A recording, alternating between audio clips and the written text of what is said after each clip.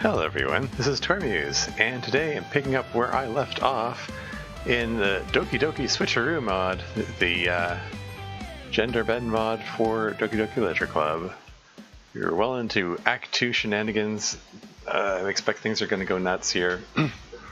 Let's see how this goes. Continuing on with Yuri route, I suppose, so landscape, philosophy, all the big words, unstable, whirlwind, happiness, no. Hate? Oh, okay. I guess that was a Natsuko word. Fine. Disoriented. Determination. Embrace? Tenacious? Melancholy. We'll do a Natsuko route after this. For now, I'm just sticking with Yuri. Incapable. Frightening. Intellectual. There we go. 19 out of 20. Not too bad, not too shabby. Alright. Huh. You came back. Yep. Told you I'm serious about this. Might be a little strange for me, but at least I keep my word. Well, I'm back at the Literature Club. I'm the last one to come in, so everyone else is already hanging out. Thank you for keeping your promise, Tormuse. I hope this isn't too overwhelming of a commitment for you, making you dive headfirst into literature when you're not accustomed to it. Hey, Implies is here. Welcome to the stream. Jeez, Yuri, it's literature, not open-heart surgery. The world isn't gonna end just because you doesn't take it seriously. Oh, hey, that's a reversal there. In the original, or Natsuki's, insists that MC has to take it seriously. Anyway. Of course it doesn't hold the importance of heart surgery, but literature is important nonetheless, Natsuko. You'd think the vice president of the Literature Club would understand that. Annoyed, Yuri sinks into his seat. Don't worry, Tormuse, we'll make sure to put your comfort first, okay? Natsuko shoots Yuri with an irate glare. It's more role reversal, like this, in the original, Yuri shuts Natsuki down. That's kind of funny. Ooh, hey, that's neat. Thanks, Natsu. Anyway, now that you're in the club and all, it'd be a good time for you to find something to read. Well, I can't really say no either way. Gallows here? Welcome to the stream. I don't think I've seen you in the chat before. Anyway, moving on. Like you said, I'm in the club now, so it only makes sense that I find a book to read since that's one of the main club activities. Glad to hear. And as vice president of the club, I should help you get started. Oh, Natsuko's going to give us a book instead of Yuri? Actually, Natsuko, about that. Yuri reaches into his bag and pulls out a book. I didn't want Tormuse to feel left out, so I picked up a book I thought she might enjoy. Oh, okay. Yuri's still giving us the book. Okay, fine. Yuri turns to me. It's a short read, so it should keep your attention, even if you don't usually read. I was hoping after you finished it, we could, discuss it, if you wanted. He smiles amorously. That's okay, that's a switch from the Act 1 version. I sigh, as if this guy wasn't cute enough already. I can't believe he brought me a book he thought I'd enjoy despite me not reading much. What a gentleman. I suppose reading is the least I could do. Wow, Yuri, thank you so much. I'll definitely read this. I enthusiastically take the book and slip it into my bag. Well, you can read it at your own pace. I look forward to hearing what you think. Now that everyone is settled in, I expect Satori to kick off some scheduled activities for the club, but that doesn't seem to be the case. Satori appears to be sitting idly at the back of the room. Yuri's face is already buried in a book.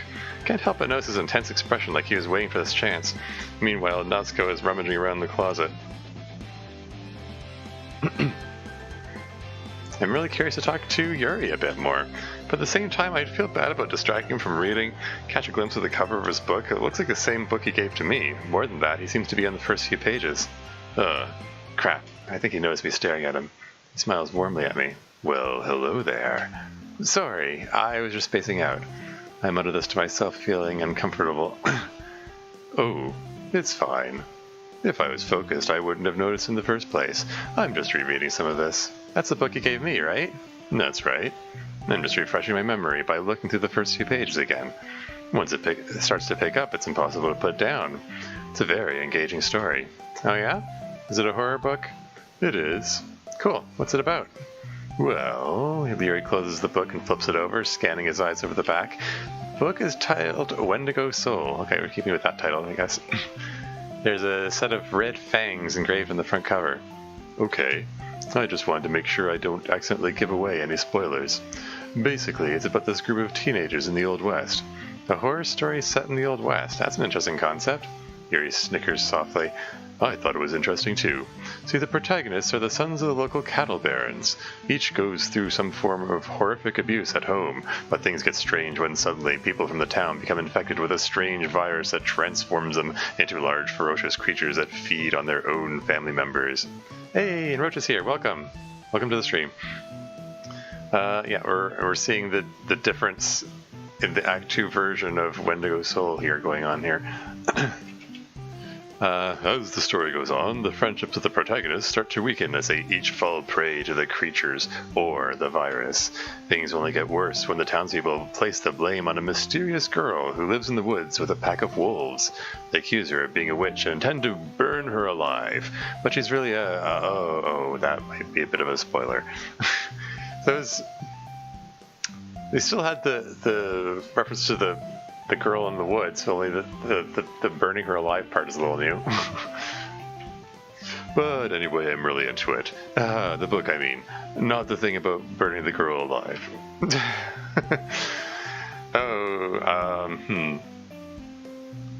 I mean, considering his fascination with fire. Anyway, moving on. That actually sounds kind of cool. Are you into that kind of thing, Tormusa? Well, I love scary video games. I'm sure a spooky book would keep my attention. I'm glad to hear that. Nothing quite keeps my attention like a spine-tingling story. I need to copy Wendigo Soul. Moving on. I keep forgetting Yuri is into macabre stuff, though I can't say I'm surprised, since it seems to fit his personality. See, stories like this challenge you to look at life from a whole new perspective. When horrible things happen, people are quick to point the finger at the outcast, because outsiders should never be trusted and will just ruin everything anyway. Well, that's new. It's a new expression there. Okay then. Just stay where you... What? What was that message that flashed on the screen there? Someone rewind and tell me what it said. Oh, just stay where you belong... Okay. I'm not rambling, am I? Apologies. That's okay, Yuri. I haven't lost interest or anything. That's good. But I think I should warn you that I have this problem when I let things like books and writing fill my thoughts. I tend to get a bit too overzealous. What was that? Well, that's ominous. Fun fact, you can rewind YouTube videos by pushing the left arrow key, and then it goes back 5 seconds at a time. Then you can pause it and tell you what it said.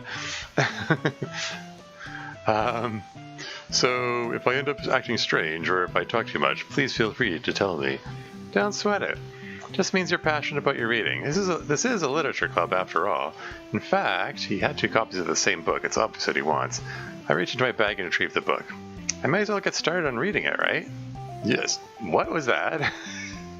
What was that? His head flickered there. Yeah, I wonder if I should turn the text speed down. I mean, I like having it faster because, I don't know, I'll just leave it. If anyone wants to see what happened, they can rewind it, I guess. I mean, only if you want to, that is. Of course I want to. In fact, why not read it together? Can I sit here? I slide into the seat next to him. Please do. This ominous eyebrows, the eyebrow change when he said that. His calm demeanor seems to be slowly intensifying. I'm not used to reading in company with someone. This promises to be a very delightful experience. Seems quite excited to get started. Well, I'm not exactly used to it either, so let me know if I end up distracting you, okay? I'm sure I'll be able to control myself. What's this winking expression here now? I open the book and start the prologue. I soon understand what Yuri means by reading in company. It's as if I can feel his presence over my shoulder as I read. I suddenly see Yuri in the corner of my eye. I realize he's not actually reading from his own book. He's reading from mine. My eyes meet his intense gaze. Looks like I'm the one being distracting. I suppose, well, I was just imagining what?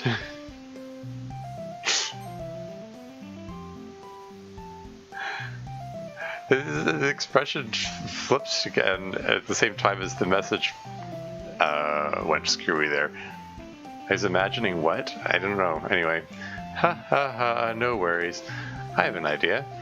I saw my desk up against Yuri's and pushed my book between us. This should work, right? A very clever solution indeed. Yuri immediately closes his copy and hastily places it in his bag. And just Cal, welcome. Welcome to the stream. Once we each lean in a little bit, I realize that he's a bit too big for me to see over. His broad shoulders seem to be blocking me out. This is going to take a little extra thought. I slide my leg under me and prop myself up on my knee, then lean over and rest myself on my elbows. I can see the book now. Just have to make sure I don't lean forward anymore or my chest will be pressed against his arm. Are you sure you're comfortable like that? I'll be fine. You don't mind holding the book, right? Not at all. Hey, there's this CG again. Only...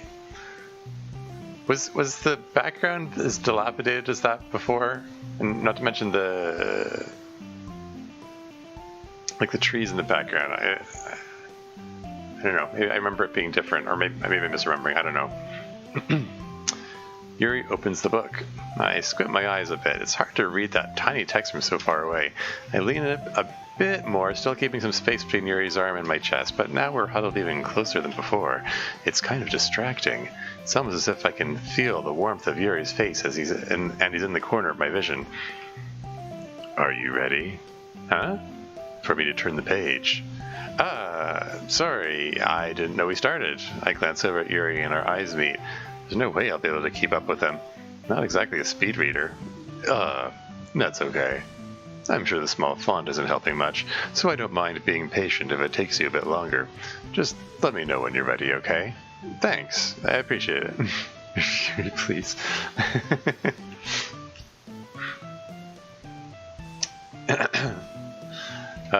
We continue reading. Yuri no longer asks if I'm ready for him to turn the page. He leaves it open just the right amount of time for me to finish before turning it of his own volition. I still feel like that doesn't work so well. Oh well. Hey, Serena's here. Welcome. We continue the first chapter in silence. Yuri suddenly laughs a little. What's so funny? Well, if I can be completely honest, the wild forest girl kind of reminds me of you a little bit. Seriously? Yes. She's blunt, smart, and adventurous. And so attractive, like what?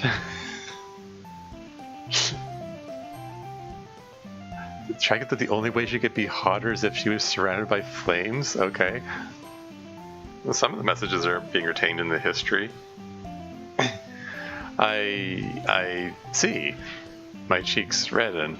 Yuri is no longer reading. His eyes are locked on me. I can feel his leg rapidly bobbing up and down impatiently under the desk. Come to think of it, he's been a little fidgety since we started. Yuri, are you alright? It's just your face is kind of red. Also, your leg is shaking, and your breathing is a little... My breathing? Yuri places his hand on his chest as if to feel his heartbeat. Oh, dear. Well...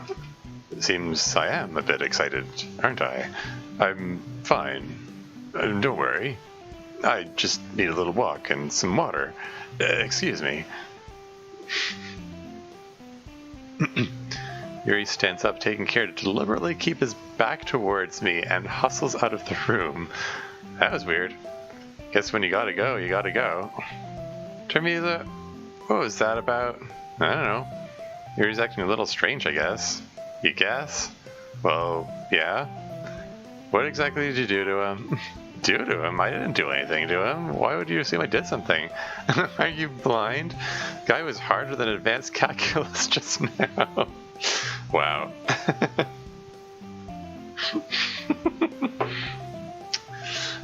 It's funny. Duh. I swear, we didn't. Oh, calm down. I really don't care. Yuri's horny 24/7. So there's nothing to be alarmed about. If you say so. Yeah. Anyway, why don't we share poems now? Shouldn't we wait for Yuri? Don't worry, it won't take him long to blow his load. Oh dear. Sorry, I'm laughing at Fly's emoji usage. What happened to the school? We're in Act 2 now, and all the everything's all broken down now. The club room is apparently in a different room, which is a very dark and ominous and broken down room, which to build on the horror of the original. Anyway, moving on. And we'll all still be sharing by the time he gets back. Might as well get started. Alright. I was just asking.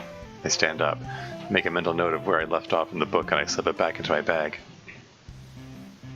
Who should I show the poem to first? I guess I'll save it.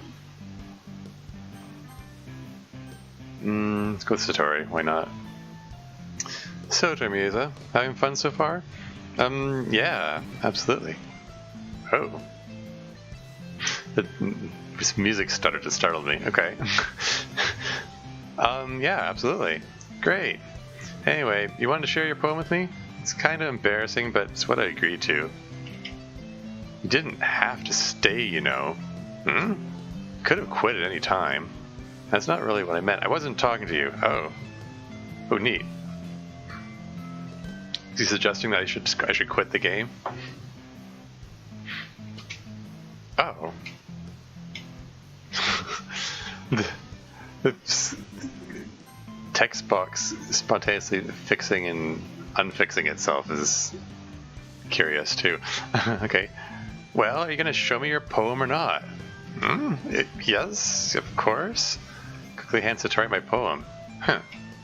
You like it? What language is this? What do you mean, what language is it? It's the same as everyone else. That's fine. It's it didn't the same language as everyone else. It didn't. Not confirming it's English, not confirming it's Japanese either. Anyway, Satori rolls his eyes and hands my poem back to me. I can't read this chicken scratch. Next time, make sure it's actually legible. Otherwise, I'll count it as a missed assignment. If you get 2 of them, you're out of the club. I'm sorry. I look away, embarrassed. Well, whatever. Here's my poem. Insomnia. It's way past dinner time, yet way too early for breakfast. Not that it matters. I'm not hungry anyway. I sit alone in the twilight, tired and restless and empty. There are no stars tonight. They're all hiding. Mother Moon must be out searching for her children, because she's absent from the sky as well. Go to sleep? I wish. My mind will settle down. I just want to dive into a sea of sleep, where I can comfortably drown, but I'm scared that I'll never wake up, forever trapped in an endless dream. No one is there to help me. No one is there to hear my screams. What's the point in complaining, though? You don't care. I don't care. I'm not even supposed to be here. Well, that's interesting. So, I mean, okay. So Satori has that line about I wasn't even talking to you, which seems to imply that he's self-aware, right? Aware of the, that it's a game that, and he's actually addressing the player. In which case, this, this I'm not even supposed to be here, is that playing on the fact that Satori was dead at this point in the original game? He's not supposed to be in Act 2?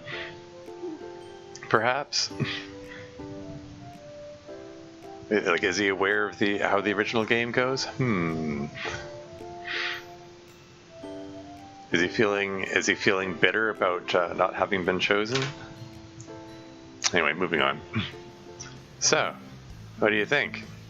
It's very freeform, if that's what you call it. Sorry, I'm not really the best person to offer criticism. I wasn't looking for criticism. It's not like you could offer anything constructive anyway, seeing you don't even know what you're doing. I guess that's true. So what was the inspiration behind this poem? Well, Guess you can say I had some kind of epiphany recently. Yeah, Satori's taking the role of Mattia or Monica now. It's been influencing my poems a bit.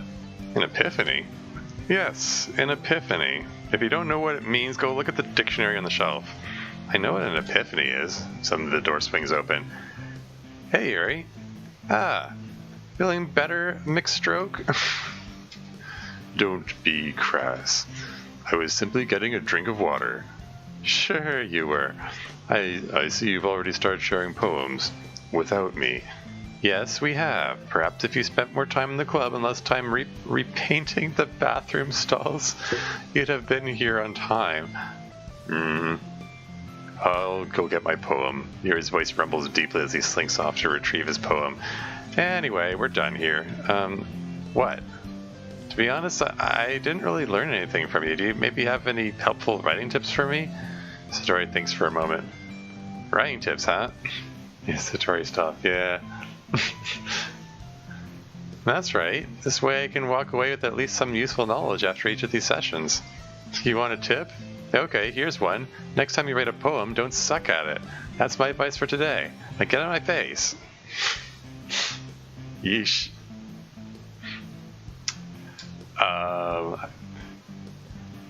I mean, the original, in Act 1, he was prone to fits of anger, so I guess this is taking it to another level here.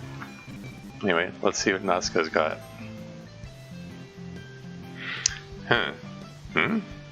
Well, it doesn't blow me away. Oh, sorry, I'm not very good. Hey, it's cool. You're not a writer, I get it. Cheer up, I'm sure you'll improve eventually. I point out what you need to work on, but you're better off just trying again from scratch. Fair enough, to each their own, I guess. Here, check out my poem. You'll be able to see what I mean. Cars can race, dogs can sniff, and dogs can bark. I think this is the same poem as before. I'll read it anyway.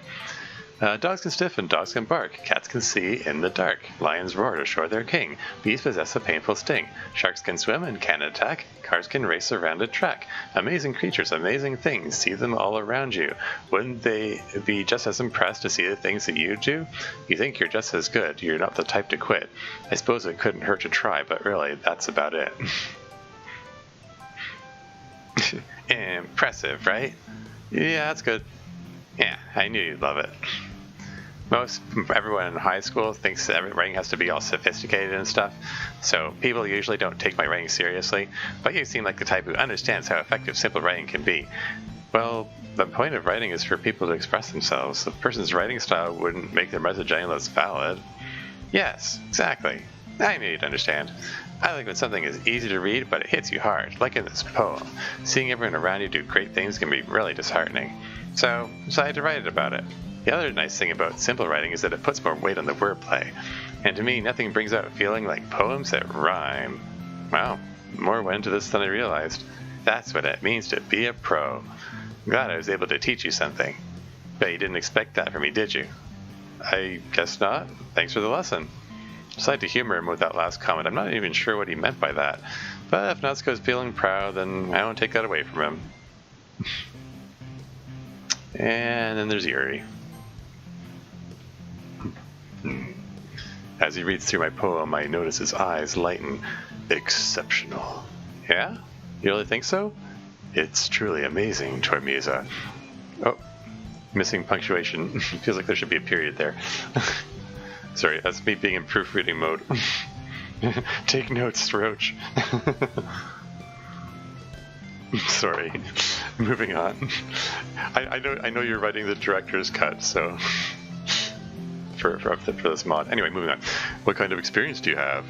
Your use of metaphors and imagery indicate you've done a lot of writing before. That's a really huge compliment coming from you. This is actually my first time writing. Yuri looks at me quizzically before looking over my poem again. Interesting. Yuri traces the words of my poems with his finger as if to breaking it down more thoroughly. The thing is, there are specific writing habits that are usually typical of new writers. Having been through that myself, I've learned how to pick up on them. See, New writers try to make their style more deliberate, often picking a subject matter different from the style, and then just form-fitting them together. The end result is that both the style and the expressiveness are weakened. Once Yuri finds his train of thought, his demeanor does a complete 180. His stammering disappears, and he sounds more like a teacher than a student. No, this is not something... Sorry, I'm getting thrown by the music. It's still going all wonky. Not something that a new writer can be blamed for, of course. There are many techniques that go into writing even a simple poem. Not just finding them and building them, but getting them to work together is probably the most challenging part. All of this comes with practice, learning from example, and trying new things. That's why I thought you were experienced. Because I see none of these mistakes in your poem. It's probably just beginner's luck. But please don't be disappointed if tomorrow's doesn't come out as good. It's okay.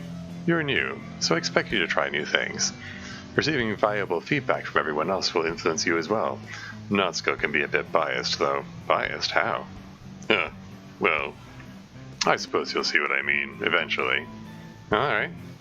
So, how about I check out your poem now? Yes, of course. I would love to share my thought process behind it. Yuri smiles dreamily as he hands me his poem. Thirst. I think this looks like it's going to be the same poem too, but I'll read it again anyway. My mouth is parched, desperate, I must rehydrate. I take a glass from the cupboard, I open the icebox. Shrinking away from the artificial light, I reach for a pitcher of water. I close the door and relish the return of the dark. I fill my glass and drink, still thirsty. I fill the glass again, then once more. I empty the pitcher. I remain unsatisfied. I refill the pitcher, only to drain it again. Every sip only leaves me thirstier.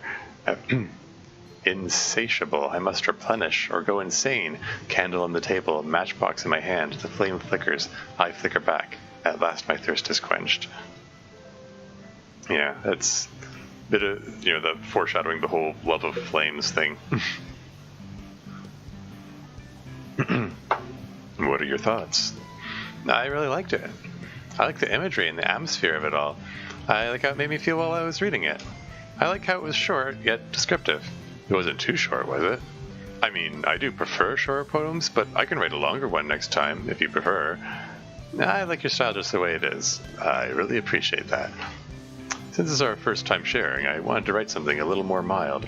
Didn't Femc have a comment about making it bigger before or something? Or maybe I'm thinking of a different part of the thing. Anyway, never mind. Moving on. It's the first time sharing. I wanted to write something a little more mild. Something easy to digest, I suppose. I like when my readers derive their own meaning out of my writing. You sure know a lot about this. It's nothing really.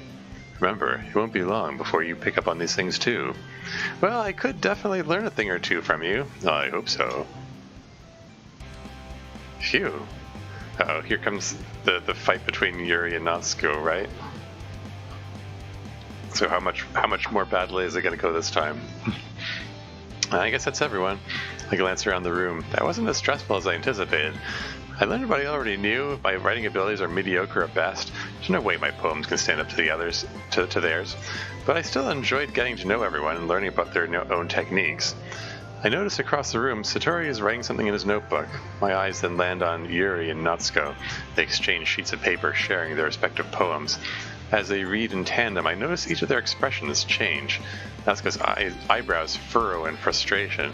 Meanwhile, Yuri smiles sadly. What's with this language? Did you say something? Oh, it's nothing. Natsuko dismissively returns the poem to the desk with one hand. I guess you can say it's fancy. Thanks. Yours is cute. Cute? Did you completely miss the symbolism or something? It's clearly about the feeling of giving up. How can that be cute? Is that what it was? Huh. I guess I can see that now, but the language... Yeah, what about it? Well, if I may offer a couple of suggestions... If I was looking for suggestions, I would have asked someone who actually likes it, which people did, by the way. Twimiusa liked it, so based on that, I'll gladly give you some suggestions of my own. First of all... Yeah, he didn't say that Satori liked it, interestingly, this time around. Well, I mean, I think the first time around he commented that Mattia liked it, but anyway, moving on. Excuse me. I appreciate the offer, but I've spent a long time developing my writing style. I don't expect it to change anytime soon, unless of course I come across something particularly inspiring, which I haven't yet. And Tormusa liked my poem too, by the way. She even said she was impressed by it. Natsuko smirks and leans back in his chair, propping his feet up on the desk. Incidentally, let me know if I need to adjust anything in the stream. Like, are the sound levels okay? Like, can I, the ratio of my voice to the music, and is my webcam image in a good position and stuff like that? So yeah, just let me know about that. And moving on. Oh, I didn't realize you were so invested in impressing our new member, Yuri. You're just... Yuri suddenly stands up. Perhaps you're just jealous that Tormusa appreciated the advice of a mature individual more than she appreciated the views of a child. I'm the child? Are you that full of yourself? Besides, how do you know she didn't appreciate my advice more? Looks great to me. Okay, cool. Good to know. Full of myself, am I? You're the one who goes out of his way to make everything you do overly masculine, as though you're compensating for someone, or something. Natsuko suddenly stands up. And just what the hell is that supposed to mean? You know what it means. Well, you know what? I'm not the one who started stuffing his pants with socks as soon as Tormusa started showing up. Natsuko. Guys, shut up. Mind your fucking business. Mind your fucking business. That's different. Oh, this is new. Taking out your own insecurities on others like that, you really do act as young as you look, Natsuko. Me? Like I was talking to you, pretentious dickbag. Pretentious? He says good streaming? Okay, cool. I like how he objected to the term pretentious, but not to the term dickbag. Sorry that my maturity and intelligence are too much for someone of your mental age to comprehend. Thank you for proving my point. You know, most people learn to get over themselves by the time they graduate middle school, but your precious private tutors didn't bother to teach you that, did they? If you want to prove anything, then stop harassing others with your sickening attitude. You think you can counterbalance your immaturity by acting like a tough guy? That doesn't make you tough. It just makes you pathetic. Whoa, sick burn, Yuri. You probably should have saved it for that collection etched in your arms. So yeah, it's just that Yuri burns himself instead of cutting himself. Did you just accuse me of burning myself? What the fuck is wrong with your head? Yeah, go on. Show Tormusa what really gets you hot under the collar. I'm sure she'll be head over heels for you after this. Suddenly Yuri turns towards me as if he just noticed I was sitting there. Tormusa, he's lying. He just wants to make you look bad. That's not true. He started it. What the hell does it...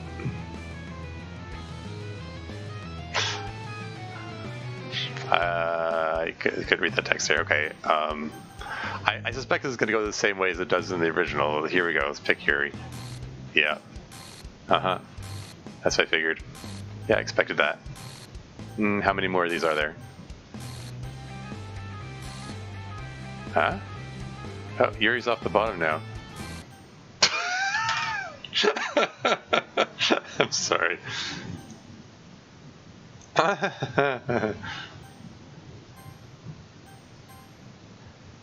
Hey, Torm. I think it's... presumably that says, hey, Tormusa. I'm gonna get a drink from the vending machine, I guess. I don't know, the text is behind him. You've got something, right? How come this says Tormusa is lying? What? What was all that? What the hell is happening? Why does it feel like I've done this before? Why don't I have any control over what I say or do? How come Satori doesn't remember me? Ooh. So yeah, continue playing. It's continuing to play into that notion that like the real femc is trapped in there and is just like an unwilling passenger and can't stop anything that's happening. And like she can still remember the events of Act 1 and remembers her former friendship with Satori. It's an interestingly, interesting different take on the whole story and stuff. Anyway, it looks like the argument is continuing. Suddenly, Yuri turns toward me as if he just knows I was sitting there. Tormusa, he's lying. He just wants to make me look bad. That's not true. He started it. Come on, guys. Why drag me into this? Satori caught you lacking? I don't even know anything about writing. This has nothing to do with writing. It has to do with Natsuko being an insecure little twerp who throws a fit when someone doesn't agree with him. You better watch how you talk to me, you fucking snob. Don't think for a second that I'm scared of you. I'll climb up there right now and smack the shit out of you. Yikes. I'd like to see you try it. With DP70 Oh, thank you. I do actually. I have a pretty deep voice, but I tend to talk in the upper register just so I'm more understandable and also maybe less scary. Moving right along. Natsuko's face is blazing red. He clenches his fist. Tormusa, I think you should leave now. I really... Please leave now. Natsuko is furious. I'm nervous about leaving them alone. Natsuko is so much smaller than Yuri. What? Did something say there? Yeah. Maybe it's best for me to not witness that fight. I decide to leave and wait outside, hoping for the best. Are these glitch effects? Like, is that like Femc, the original Femc trying to break through, or is that her, I don't know, her impulse to try to help or stop this failing to break through or something? I don't know. Anyway, moving on.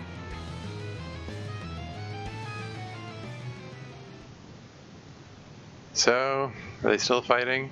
Satori casually takes a sip of apple juice. A little shocked by how calmly he's reacting to this. Satori, don't you think you should stop them? Why would I do that? Well, because it's your job as president to diffuse any conflicts between club members? Yeah. Oh, please. I'm not going to waste my time worrying about that crap until we get an actual room downstairs. Which, by the way, we're on the list for. Told the student council president this morning that we now have 4 members. So we'll have a room no later than Monday. That's when everything becomes official, so that's when I'll start breaking up fights. But while we're still stuck in this dump, they can kill each other for all I care. Wait a second. Satori, if they kill each other, then you won't have 4 members. Anyway, yeah, it's not just the background. There's like this broken up stuff in the foreground as well. Very ominous. Suddenly, Yuri rushes out of the club room. He keeps his head down as he hurries past us and towards the exit without a single word. Well, I guess they're done. Oh, so Yuri's the one that got scared away instead of Natsuko? Time to assess the damage. I enter the room to see Natsuko sitting at a desk with his arms crossed, staring out the window. As I approach, I notice he isn't scowling. In fact, he wears a guilty expression on his face. Natsu? I didn't mean it, He made me so mad, and I said it without thinking.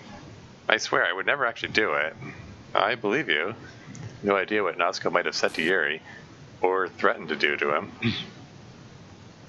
You're supposed to be vines? Could be. I'm sorry I yelled at you too, Tormusa. I shouldn't have done that. I don't know what's wrong with me today. Maybe it's this room. This room? It feels so angry in here. I shiver a little.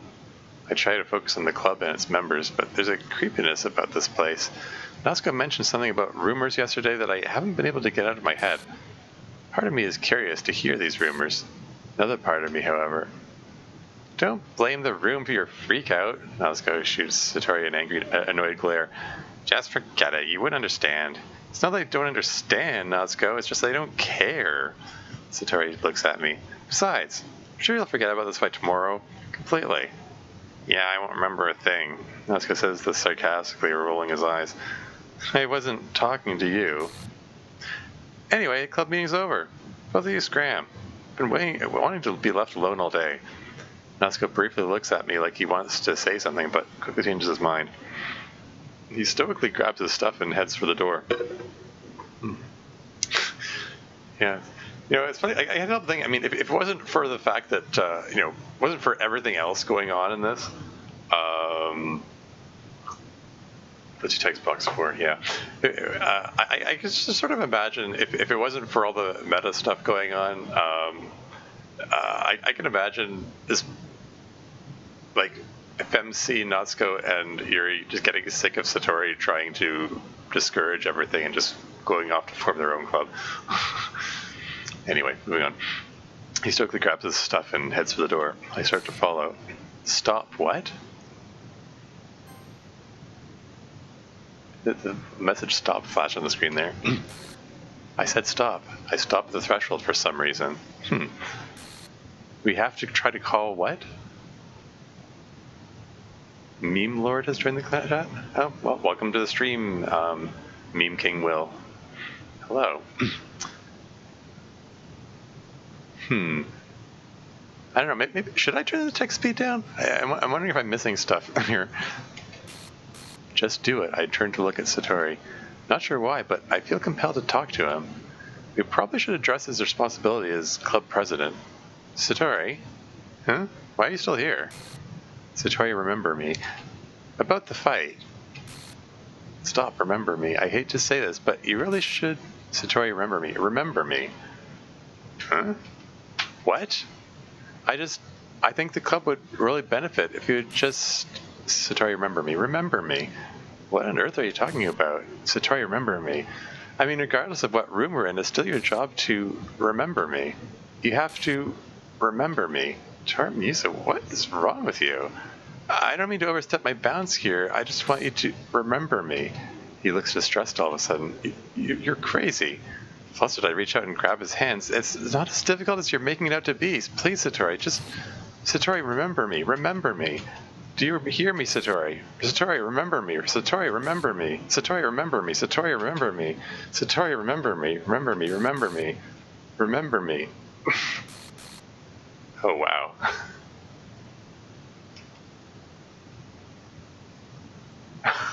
Oh, wow. That was intense. You have unlocked a special poem. Would you like to read it?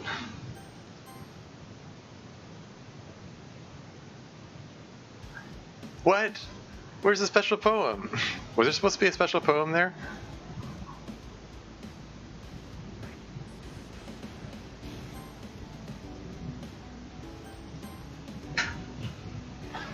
That was, okay, that was different.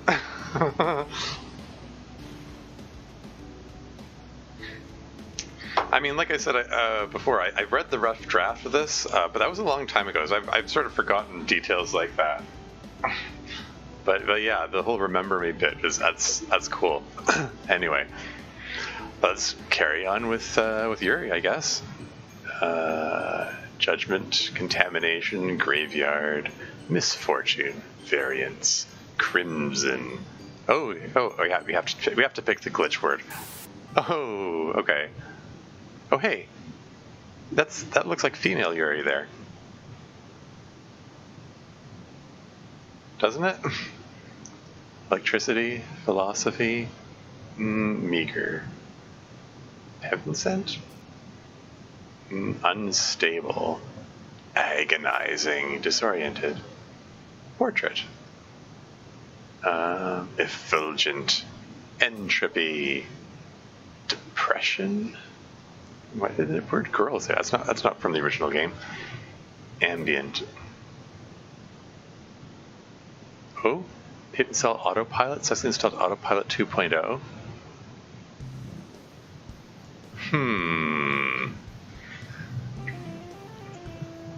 And suggesting that whatever force put the trapped femc in the sunken place or whatever, that's a Get Out reference, is trying to trap her more firmly in there, I guess. Redesign the autopilot for her. Anyway, okay, see where this goes. Another day passes and it's time for the club meeting already. I've gotten a little more comfortable here over the past couple days. Entering the club room, I noticed things seem a little quieter than usual. Satori is sitting in the back of the room with his headphones on, flipping through a magazine. What the? What was that noise? Is that part of the music? Natsuko is reading manga and Yuri isn't here yet. Hey guys. Natsuko lifts his head and smiles at me. Welcome back, Termisa. Not sure if it's me or if it's Natsuko's expression, but something seems to be on his mind. Suddenly, Natsuko takes my arm and pulls me to the corner of the room. Yeah, in the original game, this is where Yuri pulls you to the corner of the room. So, There's a broken down closet as well. The curtains are torn. About yesterday, I really need to apologize. True, Yuri and I do argue sometimes, but never like that. And something just came over me, I guess. I wasn't feeling right in the head for some reason. What I'm trying to say is, we're usually not like this. Not me or Yuri. Natsu. The door suddenly swings open and Yuri enters the room. Hi, Termisa. He glances coldly at Natsuko. Natsuko? Yuri, I'm really sorry for everything yesterday, and I promise I didn't mean the thing I said. I'll do my best to stay under control from now on. Guys, did something happen yesterday? Both Yuri and Natsuko give me a strange look, clearly taken aback by my question. What was that noise? That was part of the music, I presume. Are you serious? You don't remember the fight? I have no idea what the heck you're talking about. Yeah, so here's a switch. Like this time around, MC is the one, or Femc is the one that doesn't remember, but Natsuko and Yuri both remember, I guess. I don't remember anything bad happening. Satori's chuckling grabs our attention. I told you she wouldn't remember or care about your dumb fight. Yuri and Natsuko appear distressed by this. I don't recall any fight, but the way the alleged quarrel seems to hang in the air nonetheless. Hey, guys, whatever's on your mind, I'm sure it was nothing. I try not to worry about the little things anyway. What was that? Well, that last glitch effect seemed to linger a bit longer, or maybe it was my imagination. Well, in any case, I'll accept your apology, Natsuko, if it helps you feel better about it. Glad to hear. Well, now that you two have kissed and made up, maybe we can look forward to some peace and quiet today? Oh, fuck off. Natsuko mutters this under his breath as he returns to his desk, clearly annoyed. I apologize for my tardiness, Satori. Yuri looks at me. I had trouble sleeping last night. And I ended up falling asleep in study hall. I didn't mean to lose track of time. Well, your lack of dedication to the club is not very impressive, Yuri. And cut him some slack, Satori. You say you didn't sleep well last night. You didn't come in much later than me anyway, so we didn't miss anything.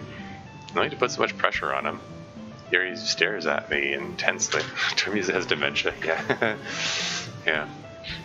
Satori, meanwhile, rolls his eyes and snickers.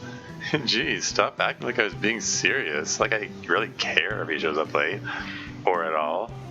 Something tells me Satori was more referring to all of us instead of just Yuri. Having made his point, Satori carelessly turns away, puts his earphones back on, and returns to his desk. Termisa, you defending me like that, well, it made me feel really good. I was wondering if you would like to spend some time together today, in the club. Absolutely. I planned on it anyway. Okay. Well, there's an expression.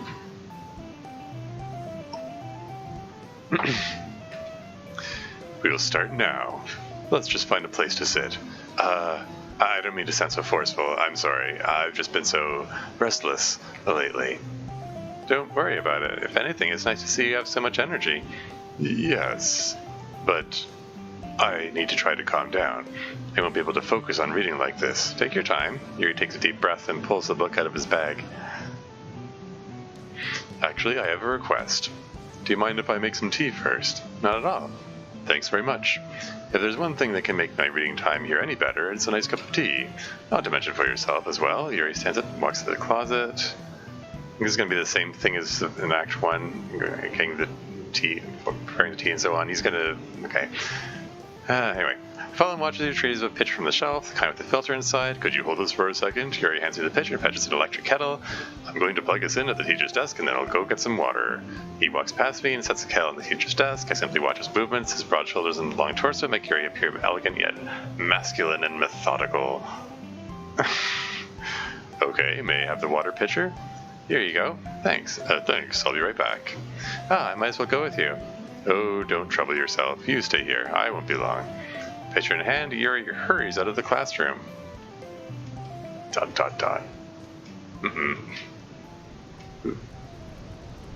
What is that noise now?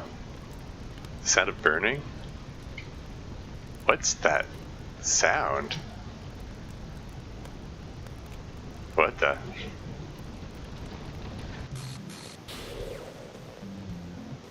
Yeah! Goodness. Here he jumps back, almost spilling the water in the pitcher he's holding. You're back. Yes. There's no running water up here, so I had to go downstairs to fill the pitcher. I admit, I kind of got turned around and, well, forgot what I went down there in the first place. I'm sorry, I didn't realize I'd been gone for over 10 minutes. I can see why you dozed off. So, what kind of tea did you bring? Well, I thought it'd be nice to have some oolong tea today. Did another message pop up there? Wouldn't you agree? Sure. Very well. Yuri sets the temperature in the kettle to 200 degrees. Presumably Fahrenheit, not Celsius. Hopefully not Kelvin, or it'll freeze solid. Now it's time to get the teapot. You really do this properly, don't you? Of course. Wait, what was that? Does this expression flash again, or is that my imagination? I shouldn't do any less when I'm making tea for others, especially you. Even if I'm not an expert on tea or anything? In that case, you'll only be even more impressed. Perhaps I will. Yuri fetches the teapot and begins measuring the tea leaves. To my surprise, he even starts humming a little to himself. He must be in a good mood now. Is that so? I was letting it show. And you noticed. I was doing a bit of thinking, and decided that I would try expressing myself a little bit more. Yes, Fly. That's sort of clear at this point. should I do the bonk thing when you make those comments? I'm just kidding. Anyway, moving right along, and I decided I would try express myself a little bit more. Turns out it's not very hard for me to do when it's you who's around anyway. That's great, Yuri. Just don't push yourself too much. You're always worrying about me, Tormiza. It's very endearing. Yuri wasn't kidding. I don't even know if I can keep up with this. I watch Yuri pour a cup of tea for each of us. Tormiza, I have an idea. How about we sit on the floor today? Yeah, that's fine. Any particular reason why? Well, I think it may be more comfortable for you considering your figure. His height slowly traveled down to my chest. It's probably not very good for your lower back to be reading while slouched over a desk. Sitting on the floor will improve your posture. Oh, hey, welcome to the stream, Doki Doki Coding Club. Thanks for dropping by. We're well into Act 2 with Yuri Root.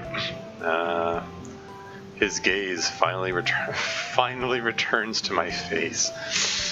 He's got this seedy look about him the whole time. It's different from the Act 1 version. I suppose that makes sense. Yuri and I then sit against the wall, teacups at our sides. He opens the book, and I find I'm having a very difficult time seeing the text from here. I can't really see. Oh, is this better? He scoots closer until he's pressed against me. He holds the book so that I don't have any harder of a time reading from it. But as a result, my left arm is practically resting on top of his leg. How am I supposed to focus on reading like this? How is he supposed to focus on reading like this? We both make an attempt to put on intense reading expressions. After a few moments, we both relax a little. Wait, you just said your left arm is on his leg, but now you're on his on his left side. So okay, whatever. We read quietly for a while. Suddenly I feel a chilly breeze nip the back of my neck. What? I shudder a bit. It must have been more than I thought, as it seems to have caught his attention. Are you alright? Yeah, sorry, I just felt a random chill in the air. A random chill, you say? Interesting. Perhaps the rumors are true. Hi, how are you? I'm doing okay. Just streaming some genderbent DDLC.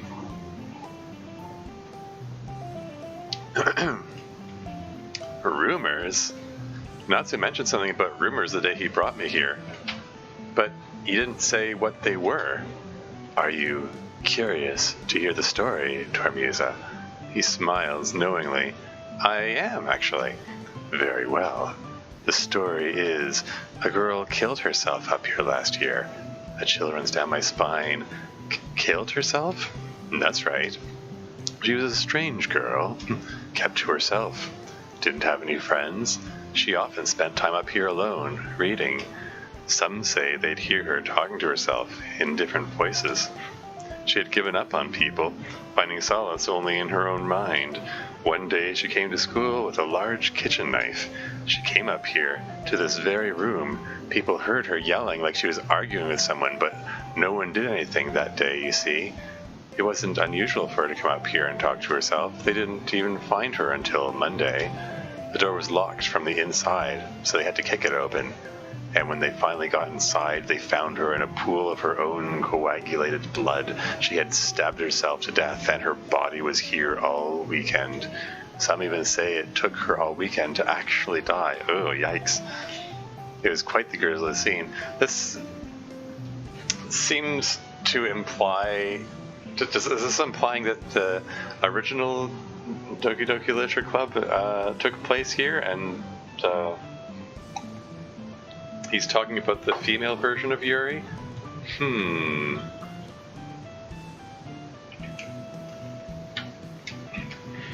This entire section of the school hasn't been used since. It's believed her spirit still haunts this room. Oh, God. That's terrible. Yuri laughs a little. Of course, it's just a rumor. Who really knows if it's true or not? Oh, I didn't frighten you, did I? No, of course not. Again, the bitter cold chill runs across my neck. Without thinking, I lean into Yuri even more. Sorry, it's just cold in here, and you're just really warm. Yuri's expression breaks and he begins to tremble. He starts to breathe heavily. I can't. Tormusa. Shh, Yuri. Suddenly I forcefully grab Yuri and pull him to his feet. Our teacups get knocked over. Tormusa. Once in the closet, I press myself against Yuri's torso, wrapping my fingers around the sides of his jacket. Oh, wow. Things are getting steamy all of a sudden. Yuri, I felt this. Felt it since the day I joined this club. There's something wrong with this room, Yuri. I don't know what it is, but every time I come up to this room, my heart's just pounding. You feel it too, don't you? It's driving me crazy. I can't focus on anything, but I just feel so safe in your arms. Will you keep me safe, Yuri? Will you keep me safe? Tormusa, I... Whoa. I was gonna suggest we share poems now, but I'd hate to interrupt your little game of 7 minutes in heaven.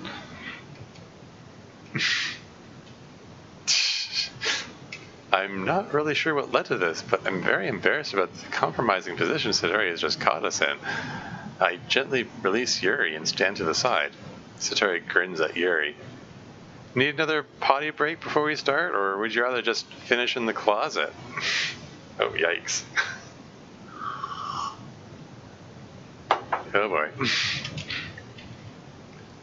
Lascivious cad. There's a word to look up. Girl, yeah. Yuri growls this as he shoves past Satori and makes his way to his desk. Still feeling awkward, I try to rush out next, but Satori thrusts his arm out in front of me just before I can leave, blocking my path. Ugh. Everyone's creepy in this room. So, when is it my turn? Oh, great. It's not what you think. So move. Like Yuri, I push Satori out of my way and head for my desk. Huh.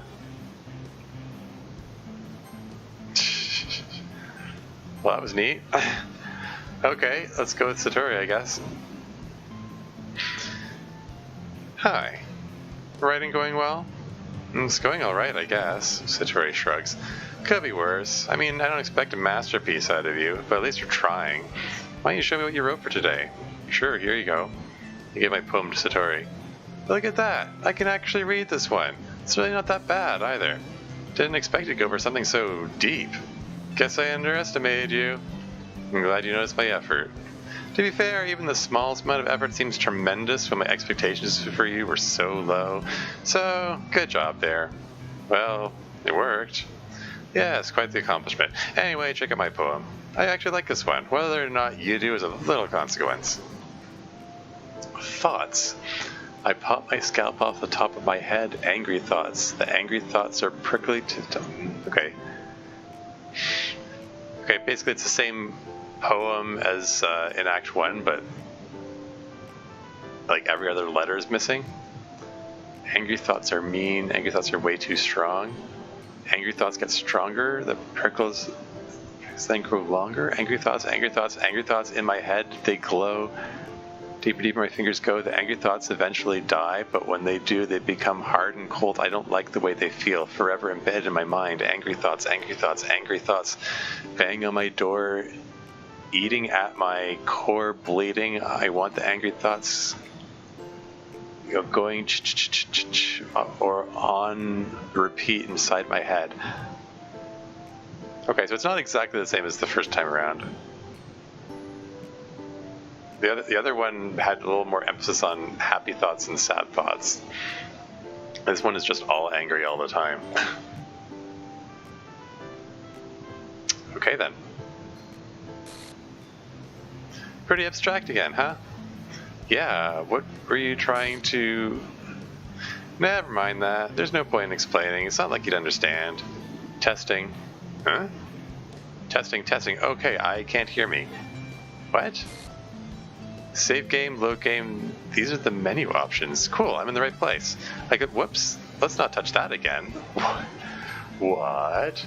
I'm in the right place. Whoa, who's talking in my head? What? What's going on here?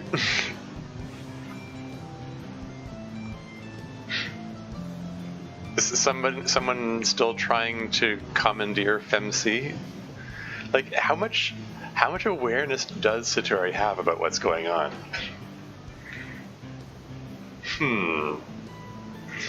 Oops, let's not touch that again. Huh? I don't know what you're talking about. Oh, you heard that? Crap. How do I turn off speaking dialogue? What the... How about you? Did you see anything? Tell me if you saw that. Let me just... Where's that stupid pop-up box thing? Here we go. Just hit OK. Okay. Okay. Where's that stupid... It's rewinding?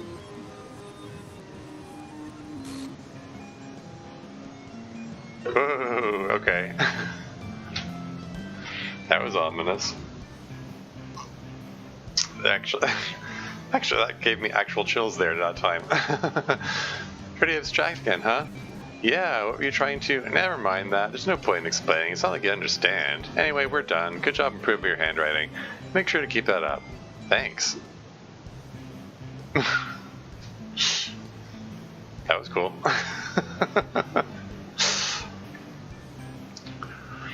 Okay. Okay, that was... It's funny, you know, like... going into this, there was a bit of a lingering fear that, you know, is this just going to recycle the scares of the original game? And it's like, well, nope, there's new stuff in here. It's like, well, that was ominous. That was different. And honestly, kudos to Roche for that, because it's you know, playing a mod for the original game, after having played the original so many times, it's hard to recapture the feeling of like the darkly ominous feelings going into this section of the game. So yeah, cool. Let's move on. Let's go with Natsuko. Well, it's not really any worse than your last one. I can't really say it's any better either. Well, at least not a complete train wreck. No, but there's still plenty of room for improvement. Music is still going screwy. Just make sure you find a little bit of influence from everyone. I think you're at least being influenced by Yuri a little bit, aren't you? I mean, I know you've been, like, spending some time with him or whatever. I hope you're actually trying to improve your writing and you're not just trying to impress him. That would be kind of pathetic. I think it's nice to have activities that we all participate in, so you better keep working hard. Satori and I are just good at writing as Yuri is. You should really try to learn something from all of us, or you'll never get better. Anyway, here's a poem I wrote. Trevor likes dolls. Oh, okay. Oh yeah, we didn't get to see Natsuko's second poem the first time around. So there's this guy who's in my class. Trevor is his name. Well, everyone else thinks he's cool. I think Trevor's lame. Although he does like comic books and can slam dunk a basketball, I found out that Trevor likes to play with Barbie dolls. It's hard to wrap my head around why he's got so many friends. They speak so highly of him, and the praises never end. Trevor this and Trevor that, from the classrooms to the halls. I wonder what they'd think of him if they knew about his dolls. One day, Trevor came to me, and he smiled at me fondly. I grimaced and I backed away because I didn't want his doll germs on me. But his intent was friendly, and he invited me to the mall. I went with to check out the babes while Trevor bought a doll. I do not care that Trevor's kind or that he has a brilliant mind. Holding open doors, spilling spills from floors, helping feed the poor, ending all the wars. Shield your wives and hide your daughters because Mr. Perfect can walk on water. Yes, he's smart and sure, he's fun. No, he's not hurting anyone. Well, I hate to burst your bubble and I hate to hurt your feelings, but I also hate that Trevor douche with every fiber of my being. Someday I'll break my silence about Trevor's love for dolls. I'm gonna let his secret out. I'm gonna tell them all. Oof. So, someone who's, it's a poem about someone who has very strong feelings about gender roles. I mean, I've said it before, I'll say it again. I think gender roles are bullcrap. I think, I don't agree with the concept of, boys have to be a certain way, girls need to be a certain way. I think that everyone should be able to just do whatever they want, within reason, as long as it isn't hurting anyone. But yeah, like whatever floats your boat, as long as it doesn't sink mine. I think that's the saying I've heard once that I'm rather fond of. But yeah, there are also people who are like the protagonist who, like, no matter how good the person is, they fixate on this one, supposedly gender non-conforming thing, and that's enough to, like, ruin their impression. And some people get really hung up on inconsequential things like that. Like, so he likes dolls. Who the heck cares? Yeah, I don't know. I mean, there's a lot to be said about that sort of concept. But I don't know. Well, maybe I'll leave that for later. Moving on. Not bad, right? I mean, the message is pretty straightforward after all. You can tackle complicated issues using simple analogies. I wrote it to be easy for anyone to relate to. I mean, most anyone can be annoyed with perfectly harmless people. Whether they annoy you because they're good at everything or because they have some kind of guilty pleasure or hobby that just happens to annoy you. That just makes people envious and petty. Who cares how talented someone is or what kind of things they're into, as long as they're not hurting anyone and it makes them happy? I think people need to learn to respect others regardless of whether or not they're good at something or like weird things. Well, for what it's worth, I respect you. Well, I guess, thanks. It's kind of obvious that you respect Yuri more, though. But just so you know, Yuri has this little problem. I didn't want to have to tell you this, but I don't think I have a choice. See, when Yuri gets too excited, he finds a place to be alone and starts burning himself with a cigarette lighter. Oh, yikes. Well, there you go. Now it's spelled out explicitly. It's sort of implied up to this point. Yeah, instead of cutting himself, Yuri burns himself in this version of the continuity. I should probably put it just occurred to me that I should probably put content warnings on this. Yeah. I asked Roach about this. Like, is that really a thing? Are there people who, they burn themselves? I suppose it isn't that much of a stretch. I mean, considering there are people who self-harm that, cut themselves. Burning is just a little more extreme version of that, I guess. But yeah, okay. Okay, moving right along. It's really messed up. He even brings a different one to school each day, like he has a collection or something. I mean, he doesn't smoke, and he's not depressed or anything like that. I think he just gets some kind of high from it. Might even be like a sexual thing. But the point is, it gets worse when he's around you. So I think you should stop spending so much time with him. It's for his own good. And you know what? You can spend some time with me or Satori, too. It may not be tall and buff, and Satori may not be all that polite, but at least we have it together in the head. Yuri's vice isn't just harmful to him. You could be in danger as well. Oh, great. Just, please be careful. Well, that's interesting. I think it's interesting that bit of dialogue comes from Natsuko, and when it comes from Monica in the original. Anyway, oh hey, Zira's here. Welcome to the stream. Playing through Switcheroo. Moving on. I can't tell you how excited I am for this. Let's see what you've written for today. Yuri stares at my poem with a surprised expression on his face. Tormusa, this one might be even better than yesterday's. How did you even pick up on this so quickly? Well, you did a good job explaining. I really wanted to try giving it more imagery. Yuri visibly swallows, even his hands appear sweaty. You have no idea how happy this makes me. It's so amazing to feel like I'm valued, Tormusa. I cherish anything written by your hand. My heart is throbbing just holding it. We isolated the word heart. Okay. Oh, great. Okay, there's that expression again. Yuri the Yandere. Is it still Yandere if it's a male counterpart? Is there a male version of Yandere? Okay. I want to write a poem about this feeling. That's not weird, right, Tormusa? I'm sorry. I'm having a harder time than usual at concealing my emotions. I'm kind of embarrassed. But right now, I just want you to read my poem, too. Okay? Oh boy. Froze for a second? Oh, okay. Is it still... Is it on? No, stream still seems to be going. Socket. Okay, so this is taking the place of the wheel from original. Okay, what do we got here?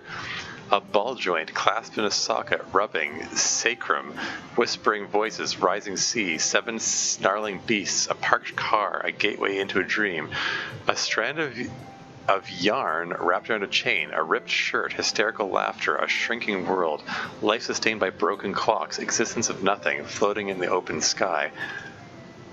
Plummeting, a confession written in lies, a confession written in venom controlled by broken clocks, a blade disconnecting all lies, a kaleidoscope of snarling beasts, sensual moans, erupting sea, evil disproving the existence of good, a ball joint rotating in a socket, 40 voices screaming across time, a scream that echoes once for every rotation of the planet. A voice that screams every time a broken clock ticks, every second time. A sacrum of snarling beasts changed the existence of a parked car in a dream. A kaleidoscope of time written in lies. A broken clock connecting a sea of venom and whispering voices in all directions. Broken voices, broken sacrum, broken car, broken gateway, broken venom, broken lies, broken snarling beasts, broken confessions, broken clocks, broken screams, broken sea, broken socket, broken existence. Alright then. That's a nice adaptation of Wheel. Okay, moving on. It doesn't really matter what it's about. My mind has been a bit hyperactive lately, so I had to take it out on your pen. That is, you left a pen on your desk yesterday, so I took it home for safekeeping, and I really like the way that it writes. I don't even, what did that say? I don't even use pens.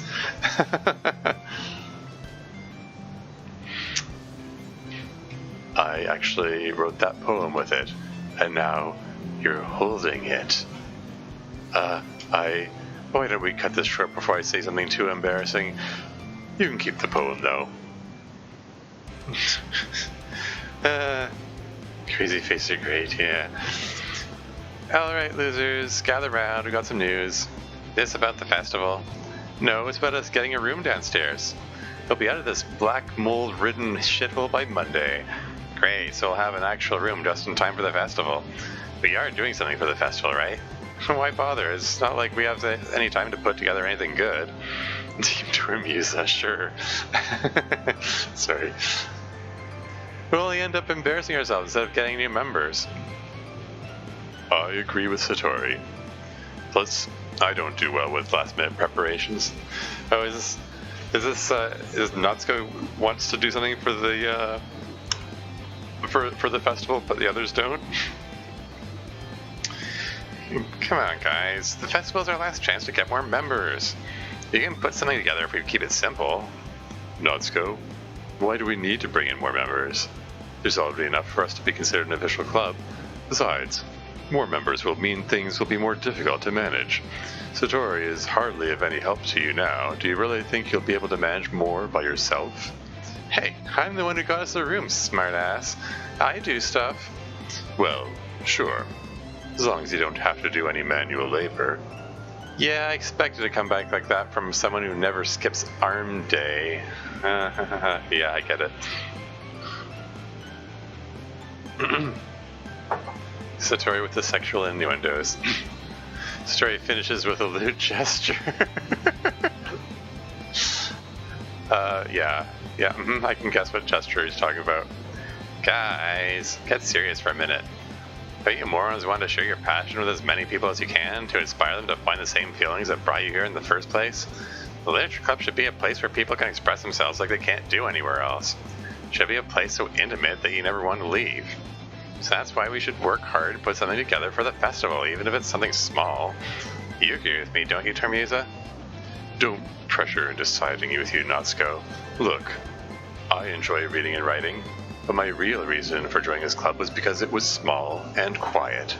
I didn't join in the hopes that we'd attract more members.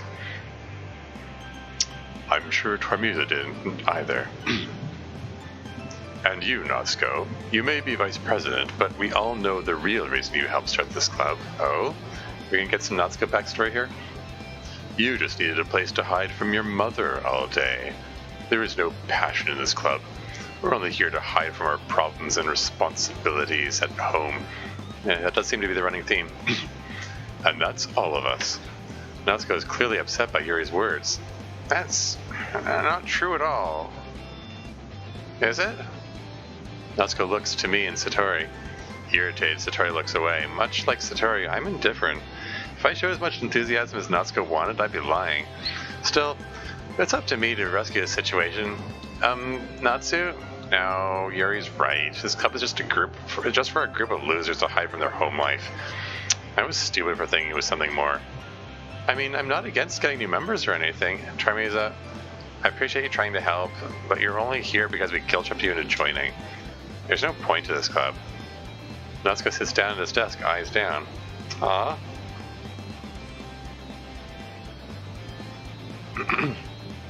Kind of feel bad for Natsuko here.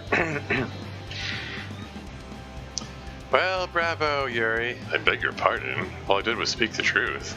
Is it a crime to be honest? It is absolutely not a crime to be honest. However, being an insensitive prick about it is incredibly counterproductive. Besides, who do you think you are calling us a bunch of losers who are hiding from our problems? Hey, I just want someplace nice to hang out with a few friends. Is that so much to ask? Look, just the mention of adding members is tearing us apart. If the member count increases, how long do you think our friendship will last? It's not easy for me to make friends, okay? I hardly even spoke until Termusa showed up. Now Natsuko wants to take the only place I feel comfortable and ruin it. What if you hear me out there where mods and Tormuse streams? Hmm?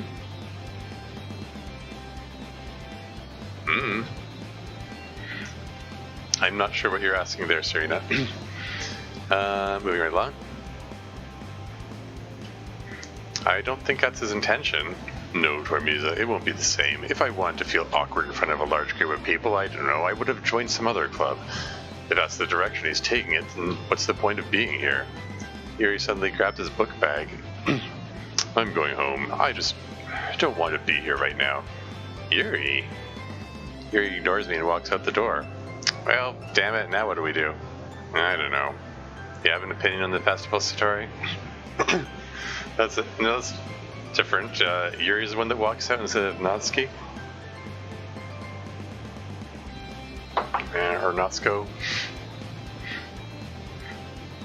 Do you have an opinion on the festival, Satori? Not really. Pretty satisfied with the way things are now, but I wouldn't object to getting new members either. How about you, Termusa? Mods and moderators? Oh. Do we need moderators here? I mean, people, I mean, I don't know. It's not like things are getting out of hand in the chat. Looks fine to me.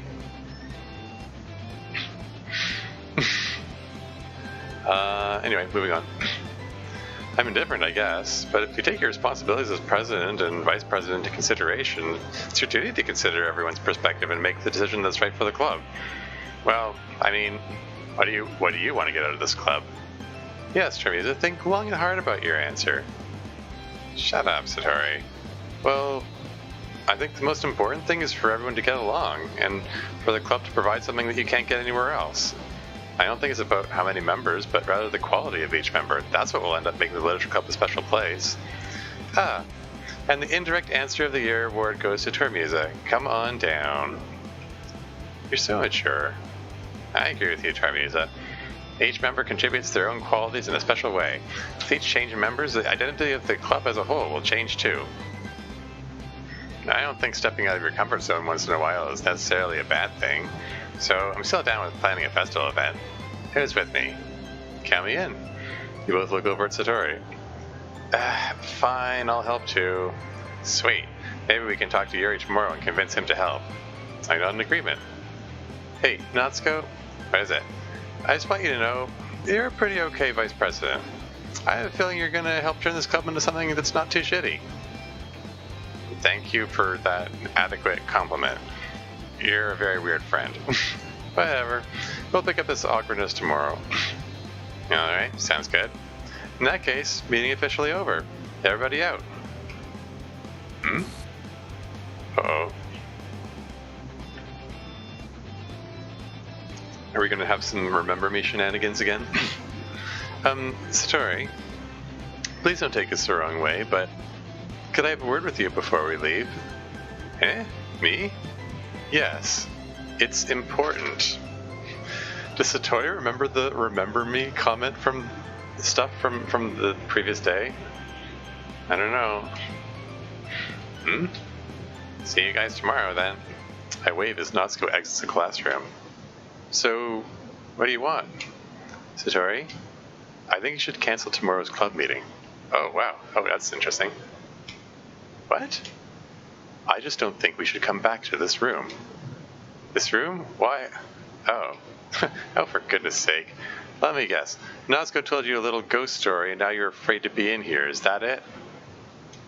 Satori, there's something weird about this room. I've been seeing things. Yeah? Like what? A ghost? The music stopping is really ominous. I don't know if it's a ghost or if it's something different. All I know is we shouldn't be in here.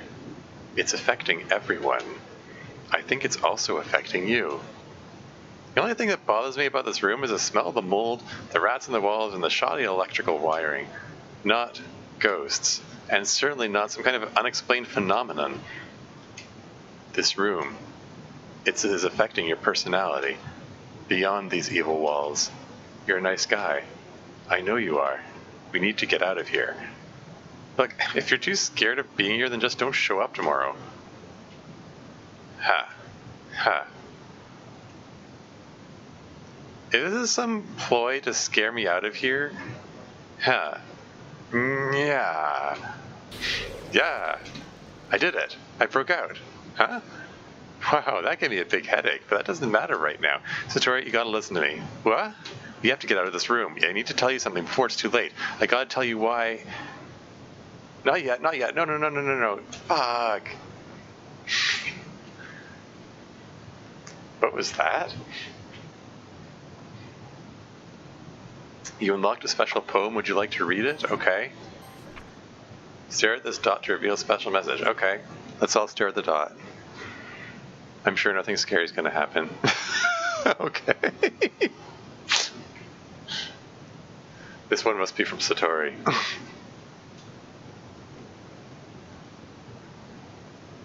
Okay, then.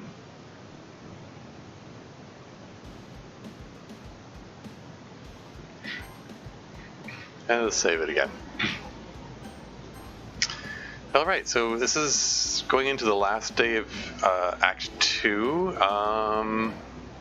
We'll see how this goes. Shame. Imagination. You're still continuing on the Yuri route. Eternity. Determination. Oh, hey, whoa, what? Who was that? What was that? Someone rewind the recording and tell me what was that. Cuffling? Intellectual? Oh, and the numbers are doing the thing up here. Entropy, graveyard, crimson, disoriented, unstable, explode, judgment, whirlwind, Mateo, maybe. I mean, in the original game, this is where Monica, as the old Monica chibi sometimes pops her head up here. I'm keeping my eye on it just in case.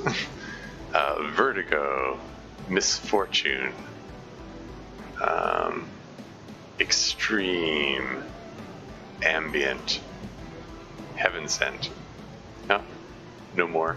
Okay. Oh, what happened now? Install autopilot. Is it autopilot 3.0? Oh boy. It's my imagination is Yuri's hair messier than before.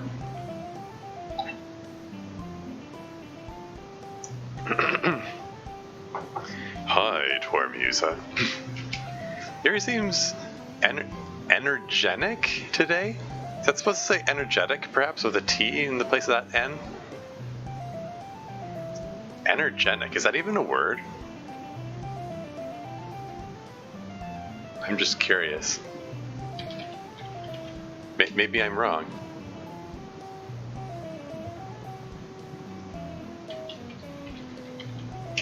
Sorry, I'm just... Yeah, if I... Oh, for goodness sake.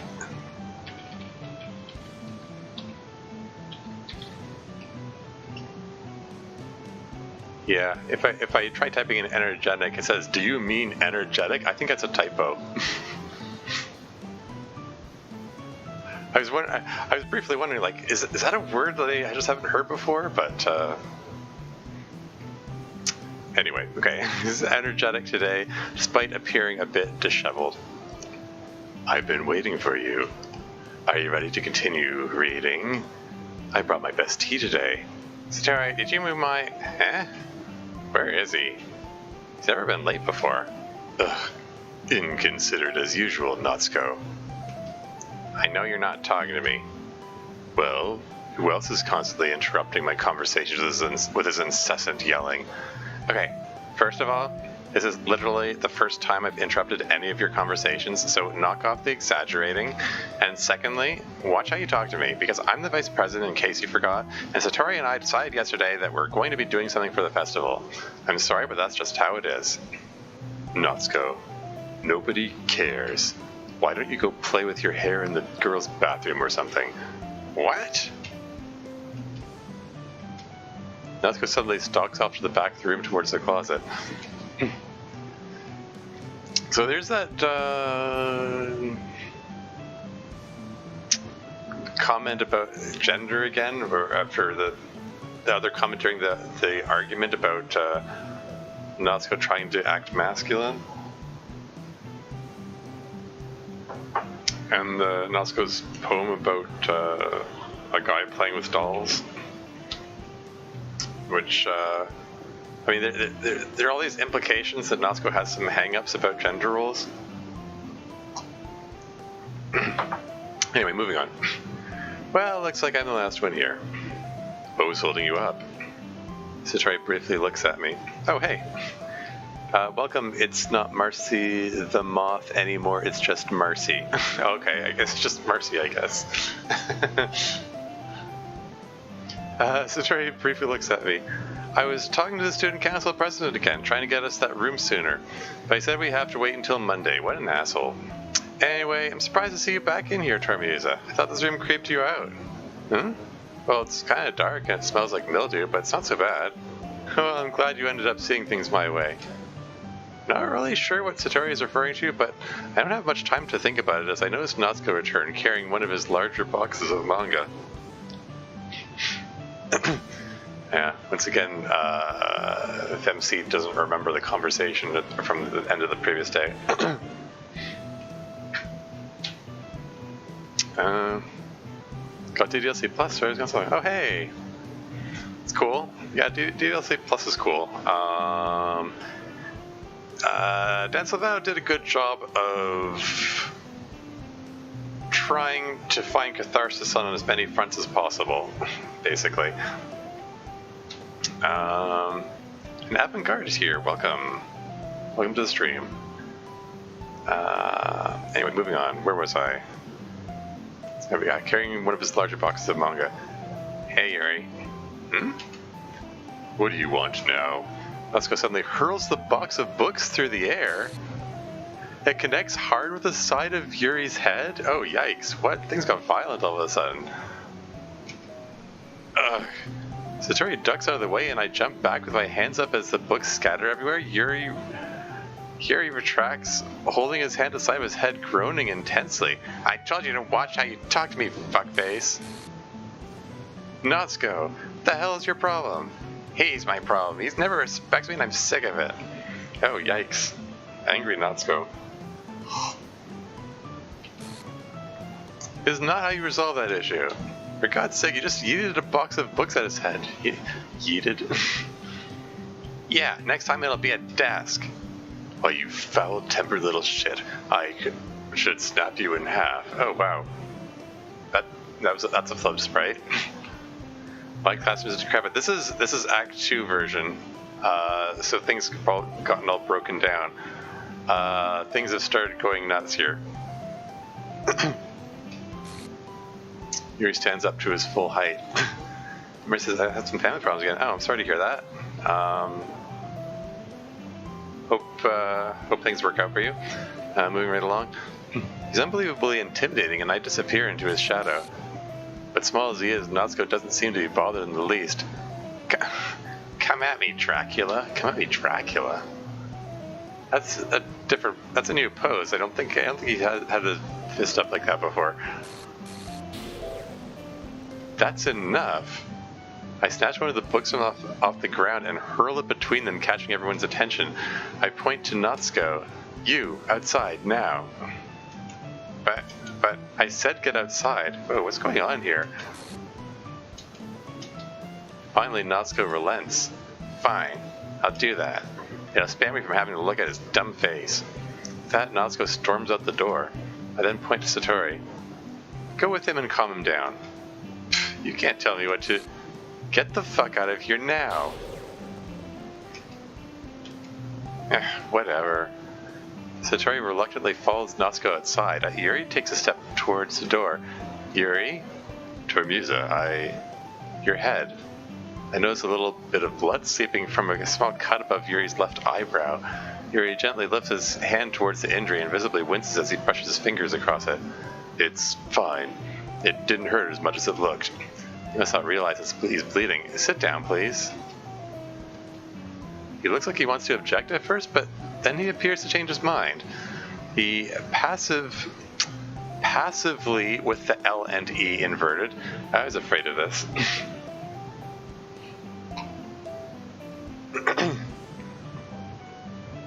I didn't get to proofread the latest draft of this.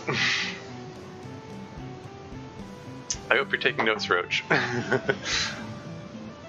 But yeah, that should be Passively. Anyway, he passively takes a seat at one of the desks.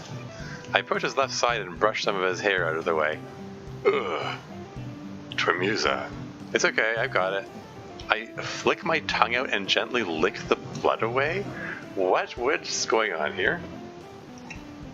Where is this going? Okay, this is really gone off the rails here, hasn't it? Yuri groans a little, but remains still. I take a closer look at the wound. It's just a little cut. The bruise around it is bigger than the cut itself.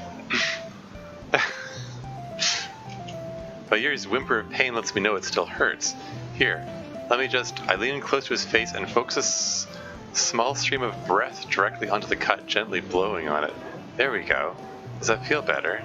Yuri just gazes up at me wordlessly. I smile and giggle a little. So, do you still want to read with me? I'm already engaged in the story, and you gotta throw up. Yeah, no kidding. It's just like, what? Is it aware of the state of the club room? Yeah. Apparently they are. I mean, Satori made a reference to the black mold and the rats. So, like, they appear to be aware that everything's broken down and burnt out and stuff.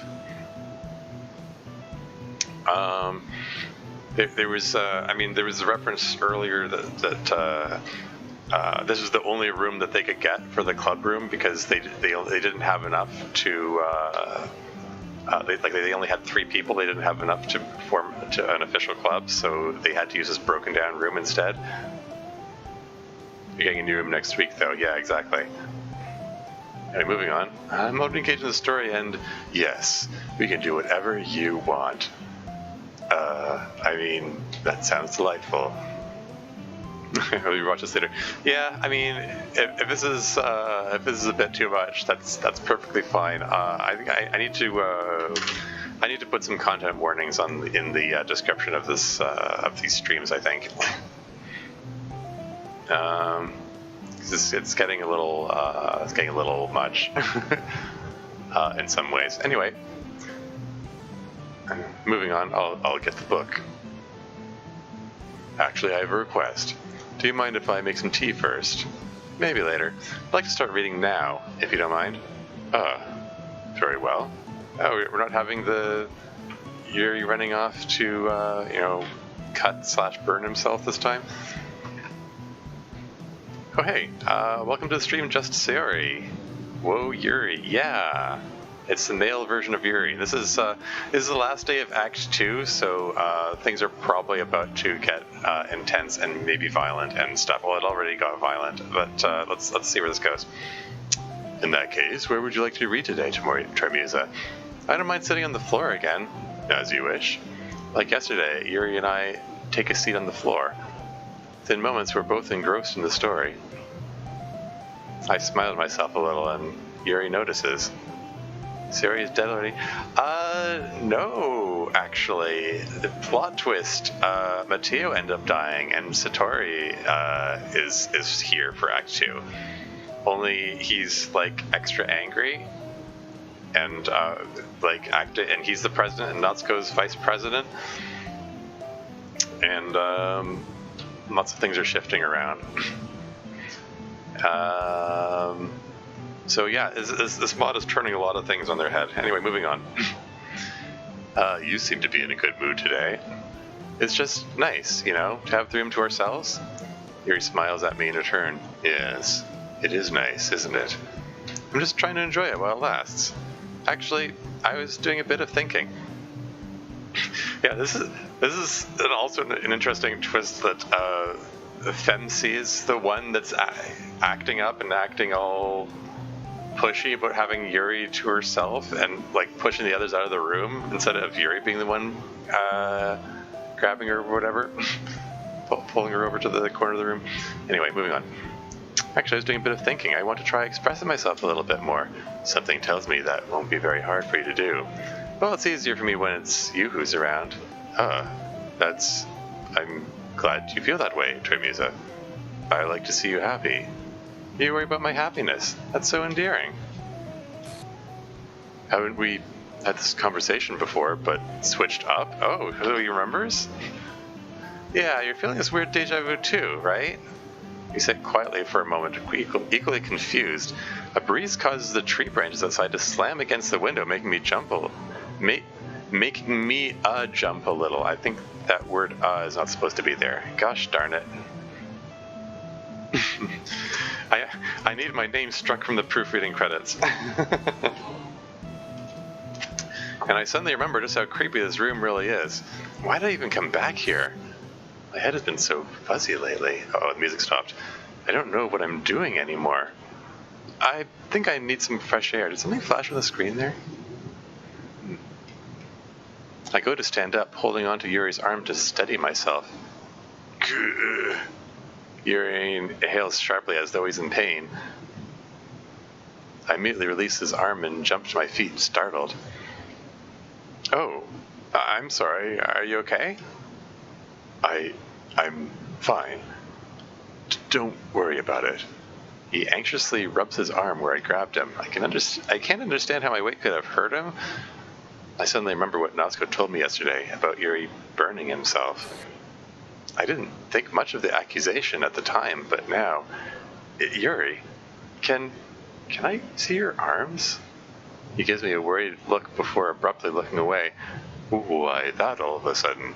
Just let me... I reach for his sleeves, but he quickly retracts. No. Sorry. Okay. You can't. Why not? Because I would hate for you to think I'm weird just after we started spending time together.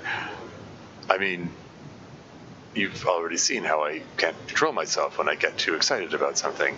I don't want you to know about the other unusual things about me.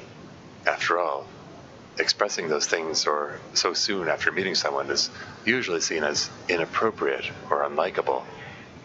Has your voice perfect, Yuri? Oh, thanks. Thank you. What kind of things?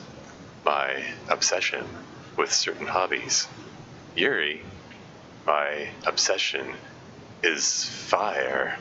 It sounds strange, but you wouldn't understand if you've never seen how beautiful it can be. I even have a collection of lighters. I've gotten them all from various artisans. I make sure to give them all their fair share of use. I don't want them to get lonely or anything. Nobody deserves to be lonely. So, you just like looking at the fire? It's gonna be a bird cheese, yeah. Yuri looks away. I think that's personal information that I'd rather not share. I suddenly slam my palms on a desk.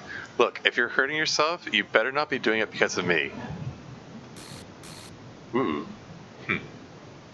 Here's Pyromancer. He likes fire a little too much, apparently. Yuri, I'm so sorry. I didn't mean to snap like that. It's this damn room. My hair goes crazy every time I come here. Like, it's going to rip out of my chest. Oh, wow, that's different. Overwhelms me with energy and emotions just come exploding out. There's just this haze developed and, oh, is that Yuri? They're faint, like, bloodstains all over. I mean, the female version of Yuri?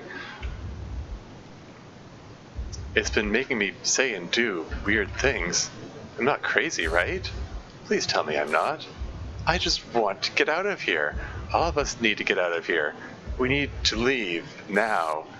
If we wait, it might not let us leave. Yuri, every second I'm in here makes me want to stab myself in the throat. I'm not joking. Actually, I have an idea. We'll go to my house. All of us. We'll hide in my room. It won't be able to get us in there. We'll all just stay in my room and play video games. Every day. Oh, wow. What? Is that Yuri, like female Yuri fading in? Every day, that's all we need. In fact, let's all quit the literature club. There's no need to be anywhere near this evil room. We just need to stick together. All of us. Oh, that's okay. Mm-hmm. Nice artwork. Doesn't matter what. This way, what, everybody's safe, I think? That's something, join the club, isn't it? It was,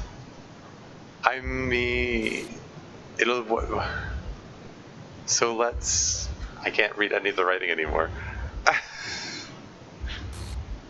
We have something, us all. And there's glitch text.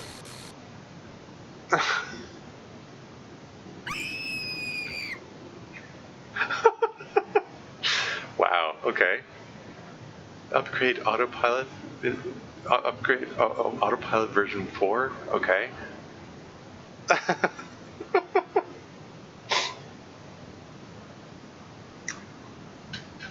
Well, that was something. Nice little jump scare at the end there. She's possessed by Yuri, that's my theory. Huh. Okay, alright then. It says special poem. Let's see what happens when we select this one. What is this? Anything for Mother. I can't describe the overwhelming sense of gratitude I feel when I see Mother in a happy mood. It's delightfully surreal. On these days you'd never guess the pain that she's gone through. I only wish these days occurred more often than they do. She's always taken care of me, and we always got along. She fed, sheltered, loved, and taught me the difference between right and wrong. I have a perfect mother. She's the very reason I'm alive. I guess that's why it hurts so much when she asks me, why did you survive? Arms of affection becomes shields of deflection, and I'm faced with rejection. I can't describe the overwhelming sense of dread I feel when Mother makes requests of me that are outrageously unreal. Any other boy would flat refuse and say, this I do forbid, but I accept the punishment for the crime I didn't know I did. She's always been a woman of power, strength, and grace, and if I dared to disobey, I catch a hard slap in the face. Oh, yikes. It's instantly demeaning, and I hesitate to confess when Mother says, put on this dress, you put on the fucking dress. Okay. Natsuko abusive mom, that's what it seems to be hinting at, yeah. Destructive as a twister, you owe me, little mister, for the death of your twin sister. The baby girl she'd always wanted since the age of 3 passed away at 2 days old, I guess because of me. But I love Mother so much, and with all that she's been through, being the daughter that she lost is the least that I could do. I absolutely hate it. This double life is not ideal. I mainly do it because of the overwhelming guilt I feel.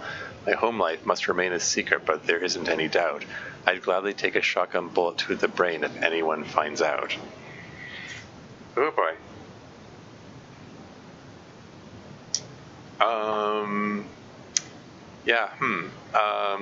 Yeah, this is something I talked to Roach about this. Natsuko's backstory is but as clearly as it's been spelled out so far that yeah, he had a twin sister, like a fraternal twin, like a girl who died. It says 2 days old, so I guess not died in childbirth, but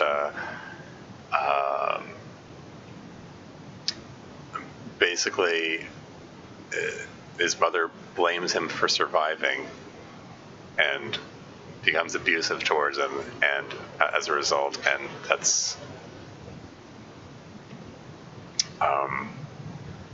yeah, and he blames himself for it, and he like put on this dress. He like I guess he engages in like female gender role type of things because his mother wants him to. That's a big ouch indeed, Zira. Well, that's interesting. Yeah, no kidding. That's So yeah, I wonder. I wonder if we get more details if we go the Natsuko route. I am hoping to restart the game and do the Natsuko route in probably in a future session. I don't know. See how I feel. See how I feel once I reach the end of this one here.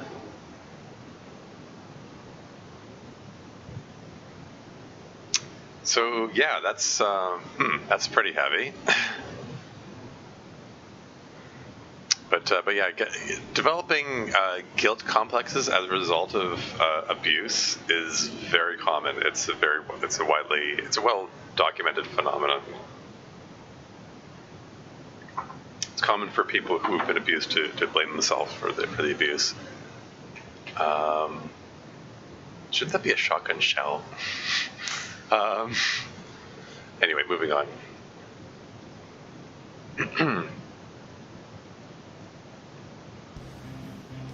Who should I show my poem to first? Oh, okay. And it's just Yuri? Well, that's ominous. I need to use the washroom. I'll be right back. I'll be right back. Get some more water while I'm at it too.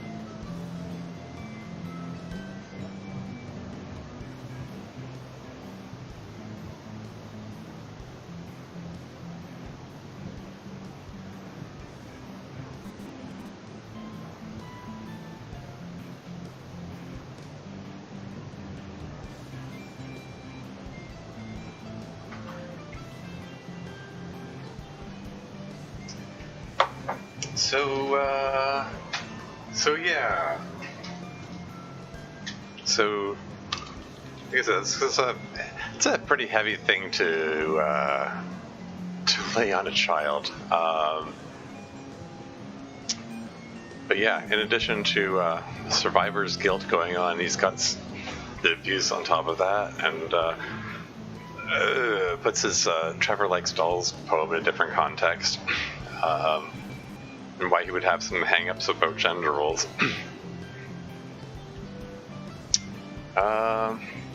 Tasty water indeed, yes.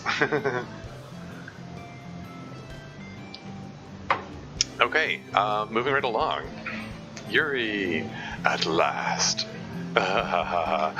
Yuri sighs as he reads my poem. Afterwards, he holds it against the lower half of his face and gently inhales. Trims where he grows hair? Got hair? I did shave it all off recently, but there's hair left there. Anyway, moving on. I love it. I love everything about it. Trimusa, please let me take us home. I must have it. So, are Satori and Natsuko gone? Is it just me and Yuri for the rest of this in-game day here? Anyway, moving on. I must have it. I need it. Sure, I don't mind. You're far too nice to me, Trimusa. I've never met anyone quite like you. Yuri slowly lowers my poem to his chest. I'm going to take it home with me and keep it in my room, right next to my bed. Do you like the thought of that? I'll take very good care of it. When I get home, I'm gonna read it again while I touch myself over and over. I'll set it on fire and press the ashes into my fresh open burns. I hope you'll want my poem too. I mean, after you read it, I'm sure you'll want to take it home with you. Okay. I guess that's it. I agree that Yuri looks good in this here. I've no comment at this time. Oh, great. Do you like it? I wrote it for you. I wrote this one with your pen, too. I put a lot of intimacy into this poem.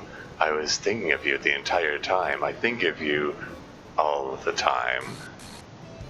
Oh my. But please excuse me. Yuri rushes out of the door right past Satori and Natsuko, who are just entering. What did you do, Yuri? Jeez, what's his problem? What were you two doing in here alone this whole time, Trimusa? Well, we started sharing our poems. What? Great, thanks for waiting for us. Natsuko slinks off to get his poem. Natsuko doesn't really have much call to complain, considering he chucked his box of manga at Yuri, but whatever. Anyway, Natsuko slinks off to get his poem. I didn't write one last night. I'll start carrying again on Monday. Your dedication is staggering, Satori. So where's your poem, Trimusa? I let Yuri have it. Natsuko scowls, visibly upset. Gross. Well, it's not like I wanted to read a Yuri suck-up poem anyway. I'm still going to make you read mine. Going to make you read mine. Natsuko looks around nervously and lowers his voice. There's a reason. I really had to do this. I'm sure you'll understand. Just read it carefully, okay? Well, what do you think of my drawings? I don't know how else to bring this up. I tried rehearsing it out loud, but it sounds too crazy to say to your face, and writing it down feels less insane.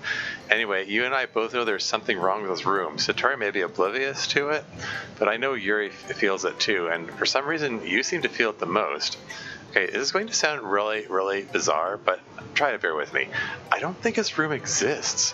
I mean, we're standing in it, obviously, but I think there's more to it than that.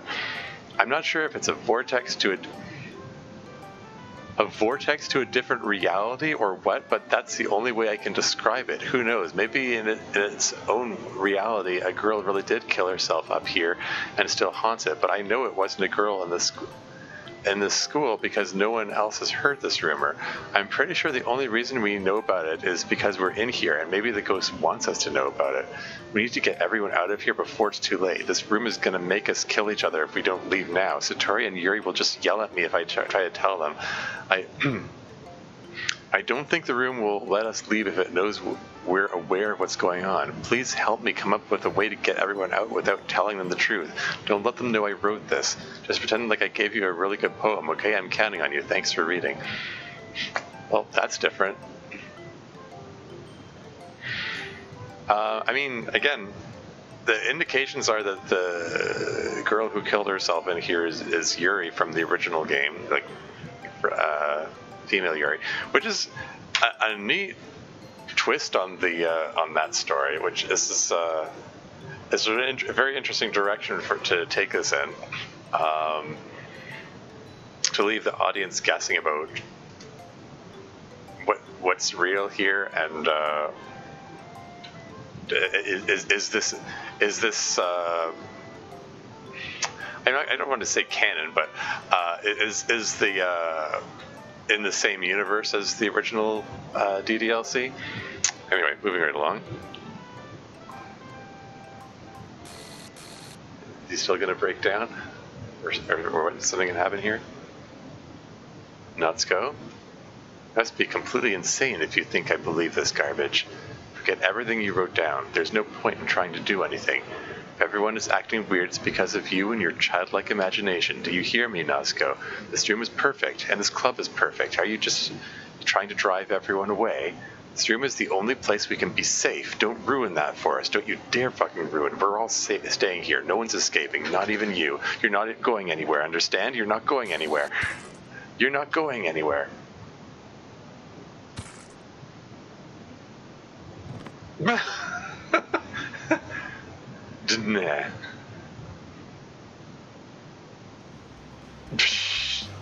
Okay then.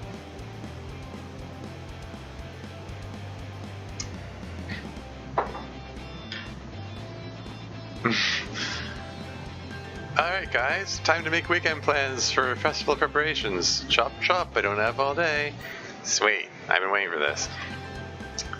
I assume you'll be handling the task of supplying the donuts, cupcake boy? I know you're at least good at that. That's right, I assume you'll be handling the task of being an asshole to everyone?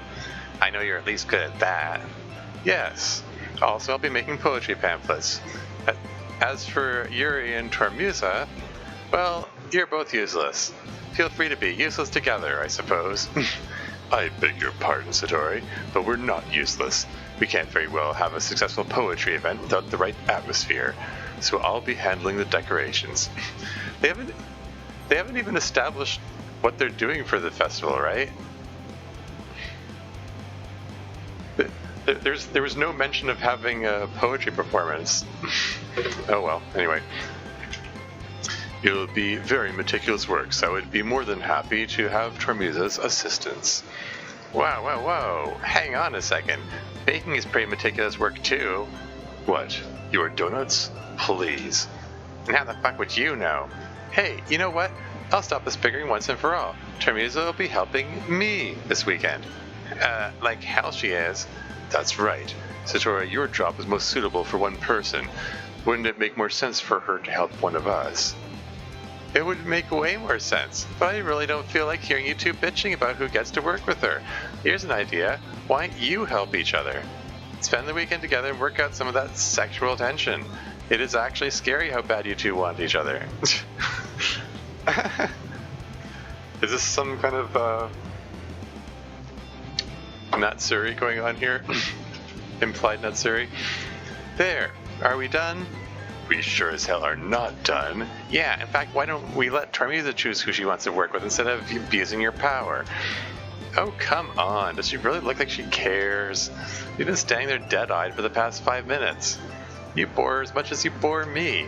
Satori, will you just shut the fuck up and let her make the choice? What the heck indeed. Yes, thank you, Zero, for sharing that sentiment. MC got possessed by Yuri? Maybe. You shut up. Jesus Christ. Tormusa, please just choose one of us. Oh, this is interesting. Should I save it before I make this choice?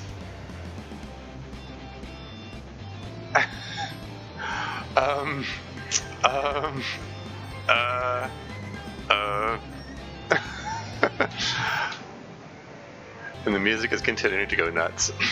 I don't think it matters. Let's pick one. ... Actually, I have plans this weekend. Sorry, I won't be able to help any of you.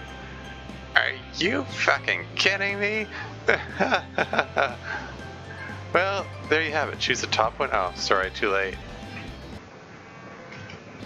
This isn't fair at all. That's too damn bad. You wanted her to have a choice. Perhaps your plans can be changed? It'd be awful to have to do all this work ourselves. Nobody gave you any work, Yuri. You decided for yourself. I'm the one with the actual workload. She should be helping anyone. It's me. You? Natsuko. I can't believe how delusional and self-important you are. Uh-oh. Excuse me? Did you ever think that she might have made up that excuse because she doesn't want to be around a pathetic child all day? Why you'd think anyone would want to be around an obnoxious little twerp like you boggles the mind. Besides, it's obvious you hate yourself just as much as everyone else hates you. Here's a suggestion. Have you considered killing yourself? It's not like anyone would miss you. Plus, it would be beneficial to your mental health. Dude. Natsuko clenches his fists in rage. He looks like he's actually about to throw a desk at Yuri's head, but to my surprise, he actually takes a step back. You know what? You're not even worth my time, you sick freak. Natsuko snatches out his book bag. I'm going home. That's right. Go home crying to your mommy. Don't leave tear stains in your pretty new dress. Ew.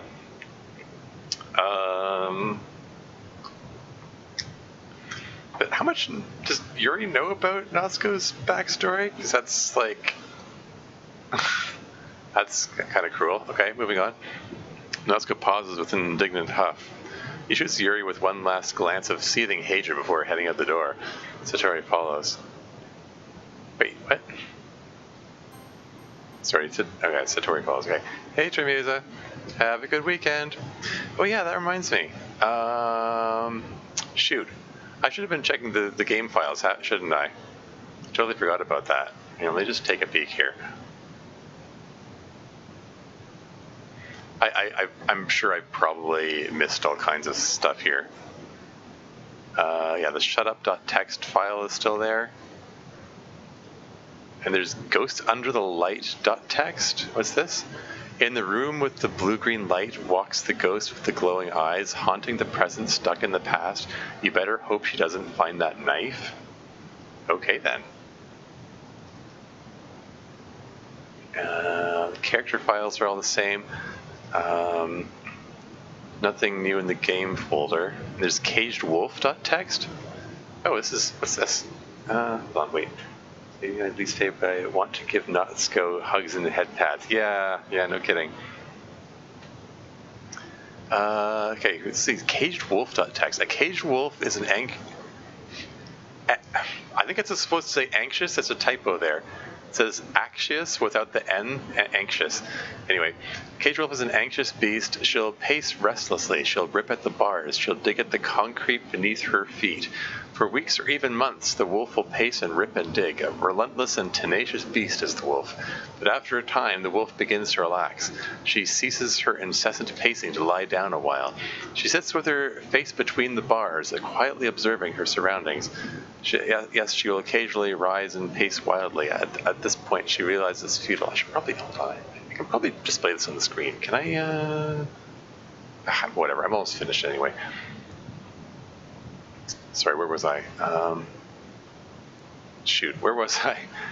After time, the wolf begins to relax. She ceases her incessant pacing to lie down for a while. She sits with her face between the bars, quietly observing her surroundings.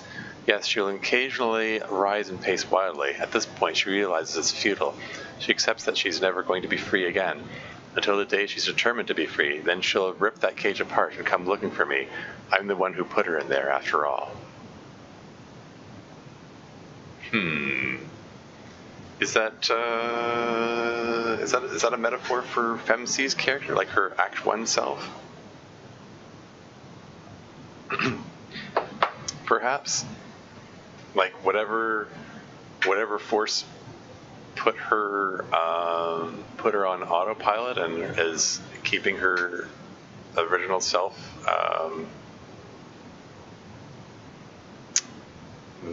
trapped in the sunken place, so to speak. Anyway, all right, it's moving right along. Satori, have a good weekend. Satori flashes a sly smirk as Yuri pushes him out the door.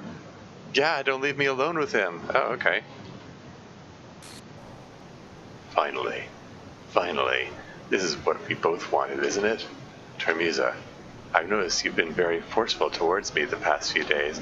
Oh, hey, I just noticed that all the quick menu buttons are gone. Pressing yourself against me while you read, pulling me in the closet with you, saying crazy, passionate things. I want you to know. I get the hint. And the answer is yes. Oh, this is different. The music. What the hell is the question? I wasn't sure I was picking up on your cues correctly at first. I didn't want to make any assumptions and accidentally come off as a lecher, but now that I know for sure, I can finally share my true feelings. I have a confession to make. The truth is, I'm madly in love with you. It feels like every inch of my body, every drop of blood in me is screaming your name. It's been making it impossible for me to focus on anything. I get aroused just being in the same room as you. I think about you all the time. I've been sodomized myself with the pen I stole from you. Okay, that's lovely. Ew, it's not even my pen. Okay. I love you so much, I've even burned your name into my arm. Oh, yikes.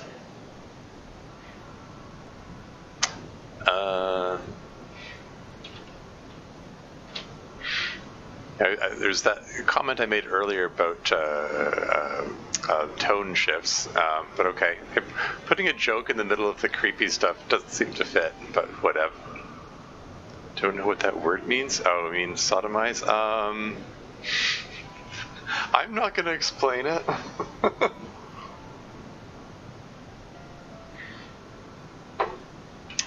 Okay, well, I mean, on a very general level, sodomy means sexual contact, which is not intended to produce a child. Okay, good. I'll Google, here I come. Yeah, I mean, basically he's saying he's doing something sexual with it. But he's being a little vague about what sexual thing he's doing, which is probably just as well. Anyway, moving right along. You burned your name into my arm. I just want to shove you into an open oven and crawl inside to savor the flames with you? Okay. Doesn't it feel nice to have someone want to revolve their entire life around you? I don't know. Maybe there's something wrong with me. No fucking way. But I don't care anymore. I don't even care if the ghost in here is listening. Ooh, that's neat. Termusa, I just want you to be mine. And I will be only yours. Doesn't that sound nice? Tell me, Termusa, will you be my lover? Please say you accept my confession. Okay or hell no?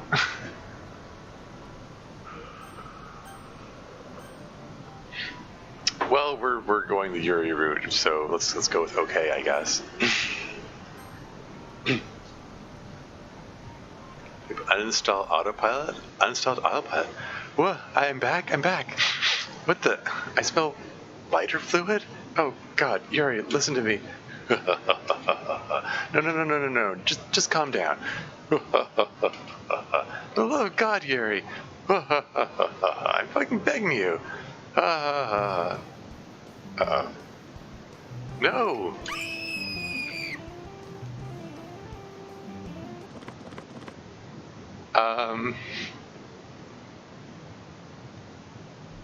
Oh, yikes. Okay, well that's unsettling.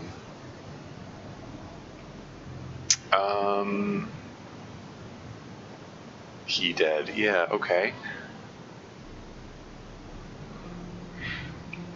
Somehow I expect him to be a little crispier than that. I don't know. But I guess he just burned all his hair off. That CG is fire. Yeah, no kidding.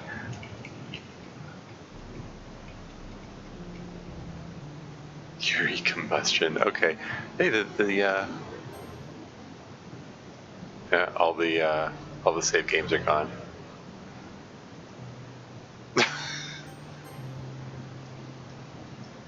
I mean, if this works the same way the original DDLC works, I can reload this and it will advance the time.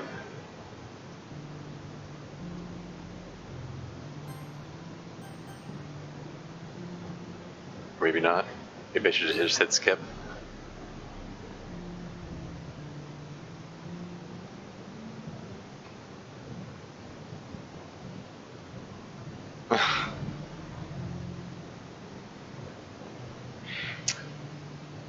Yeah, okay. I mean,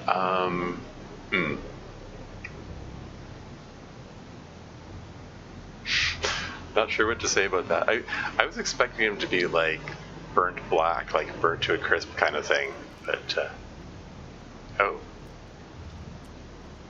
what are these sound effects in the? There's something squishy going on.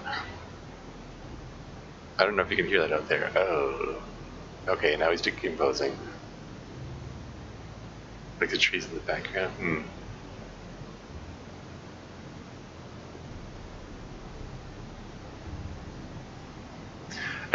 Nice job in the artwork, though. Like, honestly, this.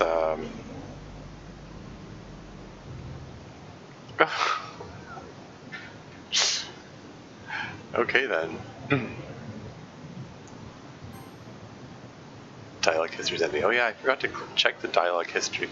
I don't suppose I can reload. Probably not. Okay. All right. It's festival time. What the fuck? Oh my god. What happened in here? Oh god. I'll go get. Oh, that was unexpected. Satori playing John Wick there.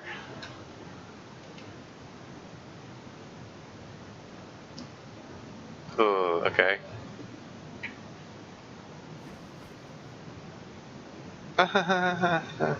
Delete base directory characters Natsuko.chr. Well, it's about time we got to this part.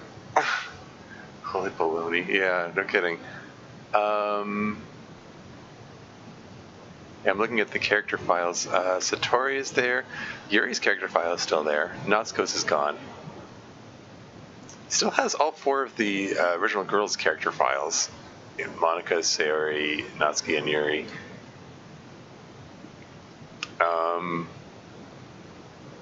Oh, and there's a new text file in the main folder. It's getting hot in here.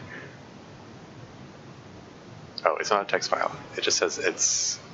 Oh, it's getting hot in here. Is 0. Is size 0.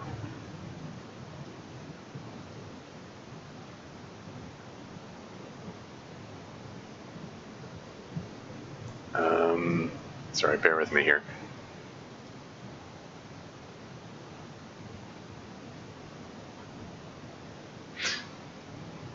Okay.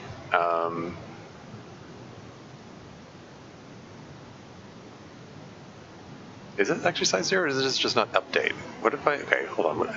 Sorry, bear with me here. What if I rename that to a text file and try to open it then? No, it is an empty file. It's 0. Okay. Just checking. Okay.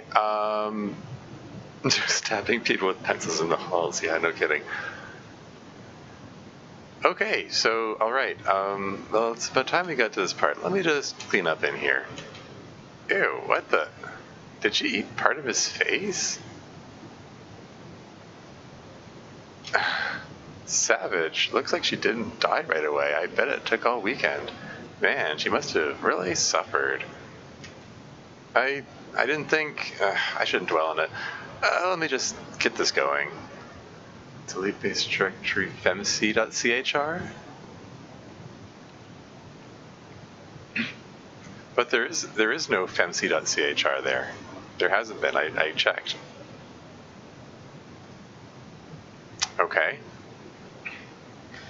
So I mean, this does seem to indicate that Satori had access to the game files and was the one that was self-aware, even though there was some indications that there was stuff going on that he wasn't aware of. But okay, moving on. Removing characters Yuri.chr. And yep, can confirm Yuri's file is no longer there. Incidentally, I tried opening the character files in between sessions, and they're all PNG files, and they're the images of the chibis. Anyway, moving on. Now then, how about you two get to know each other a little better? What? This will only take a second. to get to know each other. What? Which text? Uninstall corrupt Satori autopilot?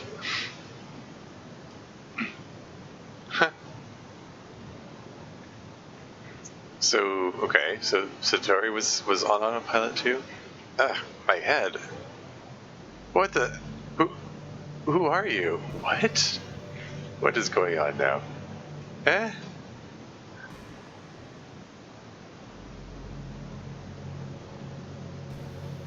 Where the hell are we? What's going on? My head is killing me. What happened? Let me be your voice so that I can tell him the truth for you. You brought us here. Huh? What are you talking about? I don't even know where here is. I don't even know who you are. I'm Tormusa. No, you're not. But I am. I'm the real Tormusa. Look, I know Tormusa. We've been friends since we were toddlers. I know everything about her, and you're not her. Now tell me where she is. Why do you care so much about her anyway? I'm the real one. You're supposed to be in love with me. You're out of your mind. Let me out of here right now. There is no place outside of here. It's just you and me now. This is the end of the game. Game? What are you talking about? Look, just let me go, okay? I just want to find my friends and leave. Man, you're dumb. You can't leave. Besides, all of your friends are dead. What? No, that's not true. Yes, it is. You killed everyone. That's why we're here. I killed them. No, you're a liar. Well, technically, Yuri went crazy and killed herself, and Tormusa, but you still killed Natsuko. Brutally, in fact. It's not true. Is Tormusa self-aware? Oh, he's got tears in his eye. Poor Satori. So, I mean, he was acting like a jerk all through Act 2, but it seems like there's something else was controlling him? I don't know. That stuff never happened. Why are you lying to me? Hey, it surprised me too. You're such a nice guy, after all. I wasn't expecting you to get that dark. Stop it. Why are you doing this to me? Just let me and my friends go. I already told you, this is the end of the game. It's just us now. The others are gone. Just accept it. What game? I don't know what you mean. This game. The one I'm playing right now. Are you trying to tell me you didn't know this whole thing is a video game? Jeez, this mod really is different from the original. Ha. I'm the player. Oh? Your friend, whatever you want to call her, was just my in-game avatar. She never really existed. None of them did. All of them were just characters in this game, and since you deleted their character files, they really don't exist anymore. This is how it's supposed to be, though. Me being in here with the club president. It's an inevitability etched into the game.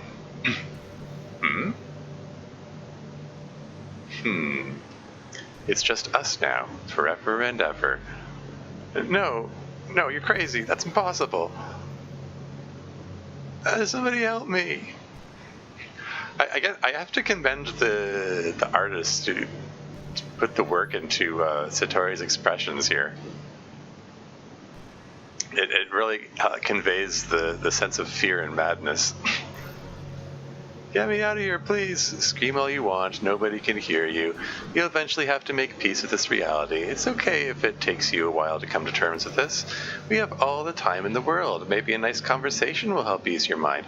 There's plenty we can talk about. Let's see. What do you want from me? You said we'll be together in here forever? Why? Why would you want this? Who I end up with in this room is not exactly my decision. The club president is the one who traps the player in here, not the other way around. This is how the game is supposed to be. This is not how it's supposed to be. I shouldn't be here. I want to go home. Look, I didn't design the game. I'm just playing it. No offense, but you're not a very lively conversationalist. And are you supposed to be this boring? If you think I'm so boring, then tell me how to fix this dumb game so I can bring my friends back. Jeez. I like the original DDLC so much better. Does the history work, by the way? Yeah, I guess so.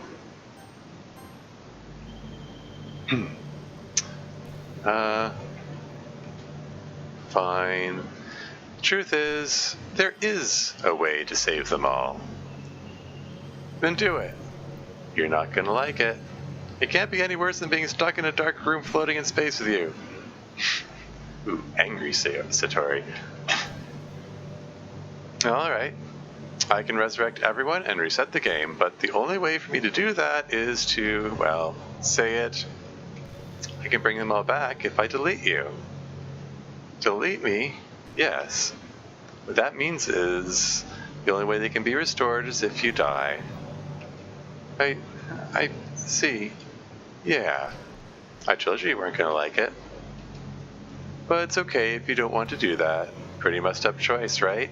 I'll understand if you'd rather spend eternity in here with me. No. You'd seriously rather die than be with me? I don't even know you. I'm the player, silly. I exist. Why would you want to spend your time with a bunch of fake characters when you can spend your life with someone who's real? Not to me. Excuse me. You're not real to me.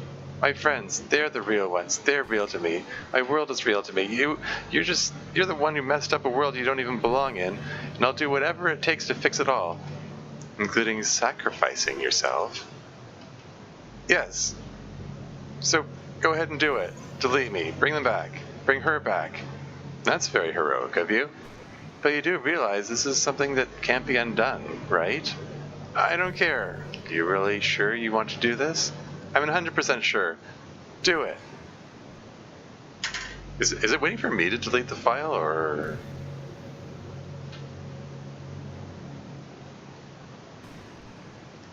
Why is this so sad? Yeah. What are you waiting for? He gave his consent. Oh, okay. Kill him already?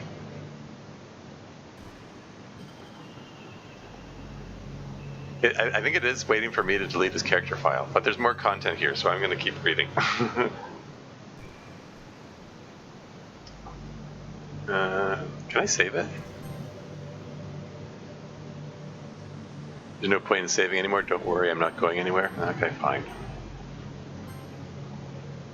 Look, I can't stand the thought of my friends being dead while I still get to live. It's torture. Every minute of it. Please save them, delete me.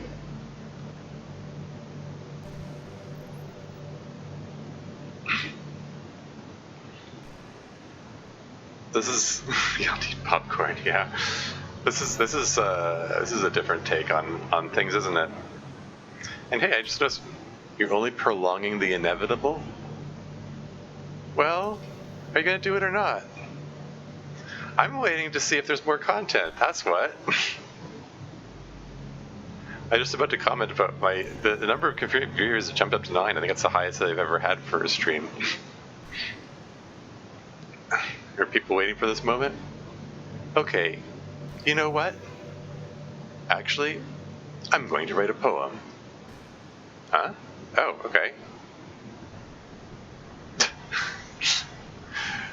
Is this we're just copying some of the code from the original? Okay. Satori. They're all variations of Satori.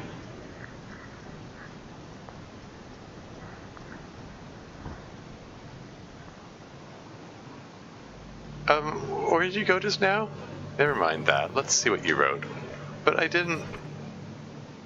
I tried to be nice about it, but now I'm losing my patience, so I'm going to make this really easy for you. You're going to delete him, because if you make me do it, I swear I will make him suffer. You have 60 seconds. Your call, hero. Oh, that's interesting. Somebody taking control of MC and trying to delete Satori. Oh, okay. Well, I have 60 seconds, apparently. Should I delete him? I don't know. Apparently I have 60 seconds. I'm kind of curious to see if there's more content here. Look, I don't know what you're doing. I'm sick of it. Delete me already, please. Okay, or I can't. Oh, okay. I actually do get a choice here.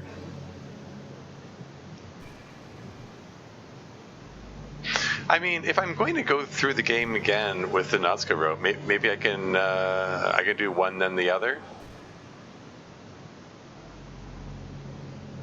Let's not try to delete. And then Serena says yes. Okay, so Oh, great. Okay. So you got 2 votes for no and 1 for yes?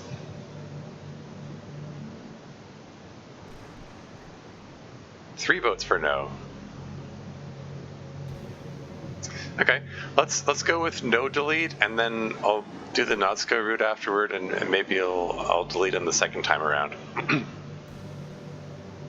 Let's go with I can't. dot dot dot. I'm sorry, Satori. I can't do that. Coward. You have to. Please.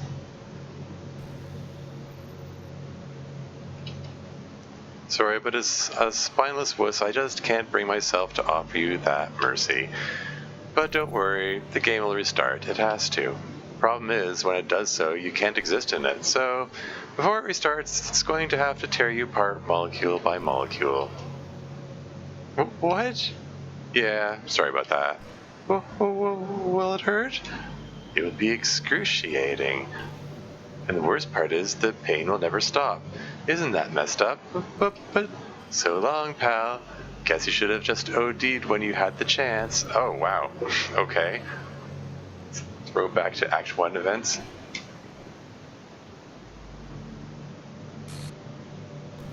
Couldn't load file satori.chr. Perhaps it was moved or deleted? I didn't touch it. It wasn't me. But yeah, satori.chr is gone now. Question marks. Did it work? I think. Oh my god, it worked. It worked. His code is dead. It was never sentient to begin with, so now it's dead. Yes, so that should mean it's gone. His memory is gone from her code? I can't believe it actually worked. Now we can just fill in that blank space. There. Character femc.chr rewrote contents of femc.chr. It's perfect. I did it. I can't believe it. It's perfect now.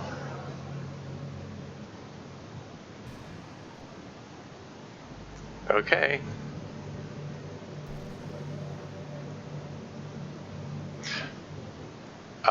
Is that it then? Is there more changes to the game files? Okay, those other, I just look at the game files. The other files that were there before are now gone. And there's a femc.chr file that wasn't there before. And now I'm curious. Can I just copy that over here? And, oh, for goodness sake. Windows 10, work with me here.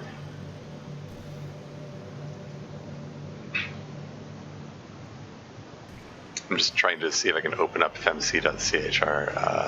Is it going to be another PNG? Oh no, it's a text file. It says, "Hey there, player. Welcome to the Literature Club. It's been a dream of mine to play a DDLC mod. They'll take you back to the world in an amazing story we all love. If you'd like to be a club member as well, then prepare to relive the dream in this cute gender switch game. Every day will be full of chit-chat and fun activities with all of the handsome and unique club members. Satori, the cute and funny mellow dude who values your happiness the most. Natsuko, the feisty, there's another typo. Feisty goes EI. It says feisty with IE. Well, anyway, feisty short guy who's adorably flirty. Yuri, the shy and intelligent gentleman who finds comfort in the world of books. And of course, Matteo, the confident and witty leader of the club. Super excited for us to make friends with everyone and help the Literature Club become a more intimate place for all of us. But I can tell you're already as excited about this as I am. Will you promise to let us spend time with all of them? Okay, that was the content of the femc character file.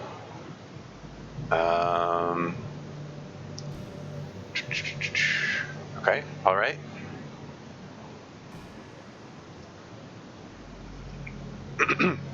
Okay, moving on. Are you seeing this? I know you are. And the music changed.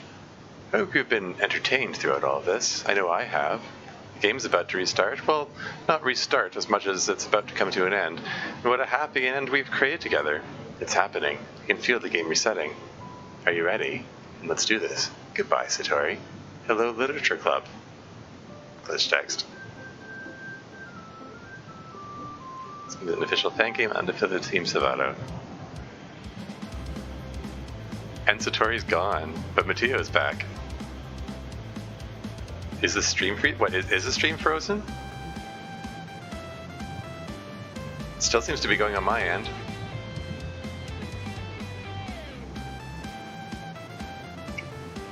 Oh. Or is it?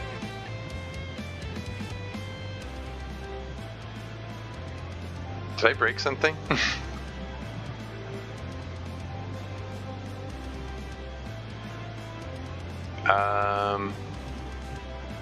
Game capture is still on space screen. Yeah, I'm seeing that too. That's weird. Can I refresh this?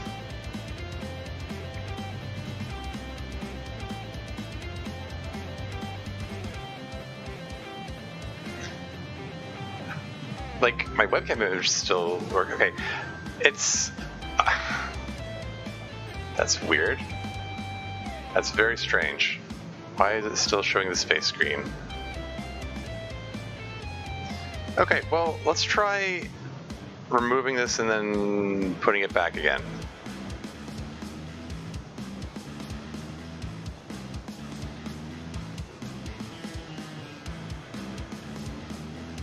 I hope I don't break anything.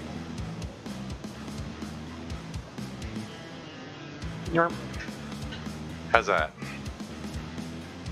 Is that working again? Always didn't like you alt tabbing. Yeah, so apparently. Didn't think I was going to be an issue. Yeah, okay. Except that... Hold on. There we go. Sorry, folks. I don't know what happened there. DDLC's OTS change. But no Satori. Yeah, so it's the... Back to the menu screen again. No Satori. Mateo's back. And not glitched out this time. Save games are gone. So I guess we're hitting new game again. Let's just play this out to the end and then that'll wrap up the stream, I think. It's an ordinary school day like any other. Why is the bottom of the text box all black there? It wasn't like that before, was it? Anyway, mornings are usually the worst, being surrounded by couples and friend groups walking to school together. I always tell myself it's about time I meet some boys or something like that. Well, I'll be rectifying that situation later on today. I was invited to join the literature club by my neighbor and best friend. Neighbor and best friend, who would that be? He just started the club with his two friends, and just my luck, both are boys. I'm pretty excited to check it out, even though there's a chance I might be a little late. Tend to get in trouble a lot after all. School day is boring as ever, and after what felt like an eternity, it's finally over. I landed myself in detention for almost getting into a fight, but the club meeting got pushed back anyway since the guys are moving the club to a new room today. I pack up my things and head out the door once my time is up. I recall the room number from the text message my friend sent me. There's still continuing to not name the friend.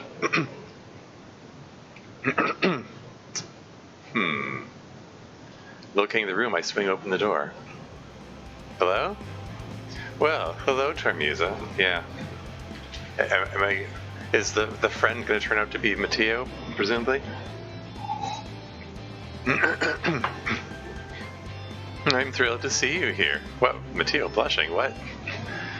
It's been a while, hasn't it? Haha, very funny. I playfully nudged Mateo. You were just at my house yesterday. Well, any amount of time away from you feels like an eternity. I blush a little. It's easy to see why Mateo is the president of the literature club. He's always had a way with words. So, is everyone here? We are. Front and center, boys. Our newest member has arrived. So, this is the Tarmusa you've been telling us about? Guy 2? How's it going? I'm Natsuko, but you can just call me Natsu. Welcome to the literature club, Tarmusa. It's a pleasure meeting you. We hope you enjoy your stay. The taller one seems a bit shyer and more formal than Natsuko. Relax a little, Yuri. She's Mateo's good friend after all. No need to be so robotic. Natsuko whispers this. Of course. Very good point, Natsuko. It's nice to meet both of you. I look forward to working with all of you. Ditto.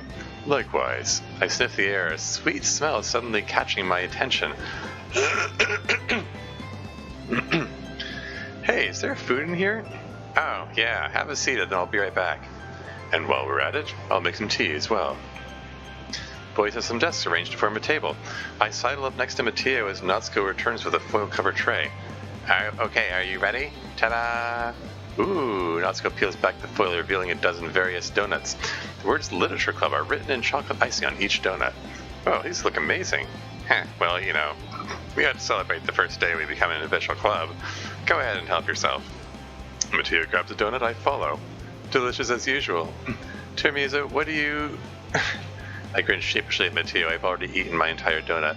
He leans over and gently wipes some icing off my face with his thumb. I suppose some things never change. Well, blame Natsu for making such tasty donuts. I'm glad you liked them. Yuri returns to the table with a tea set, placing a cup in front of each of us. The teacher lets you keep an entire tea set in here? That's cool, huh?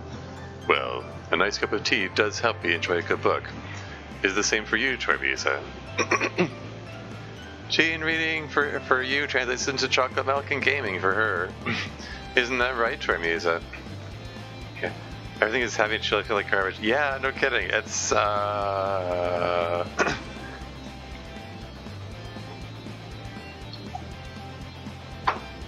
It's, it's kind of like, I mean, the original Act 4 only more so, because, like, it does a lot more to emphasize how much Satori suffered, which is, yikes, okay.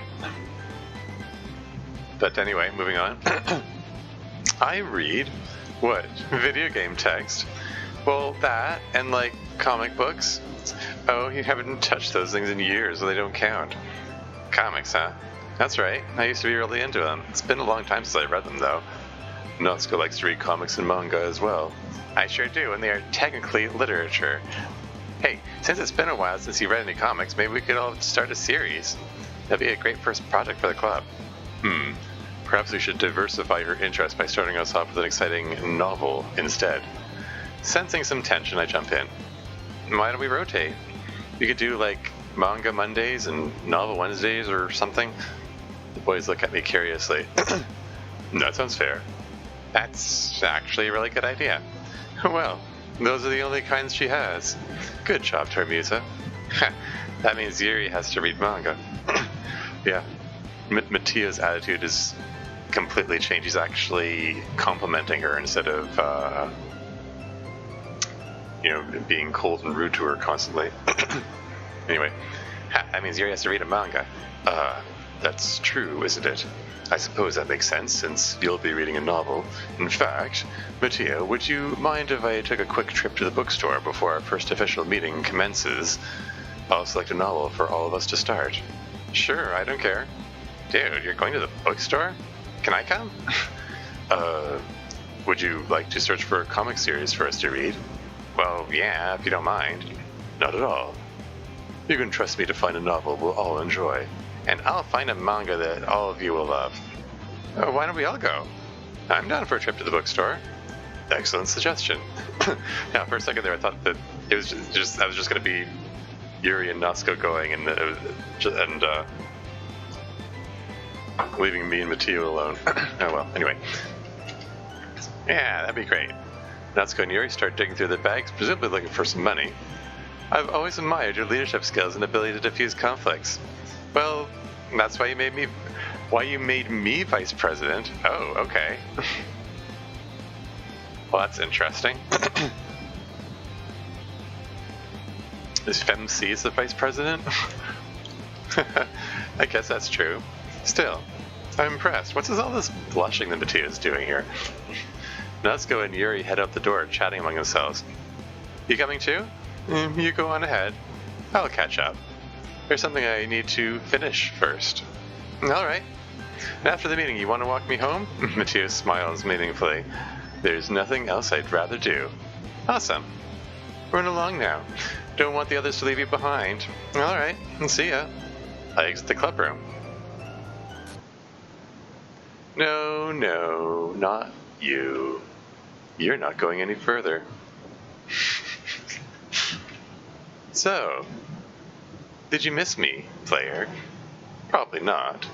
Believe me, the feeling is mutual.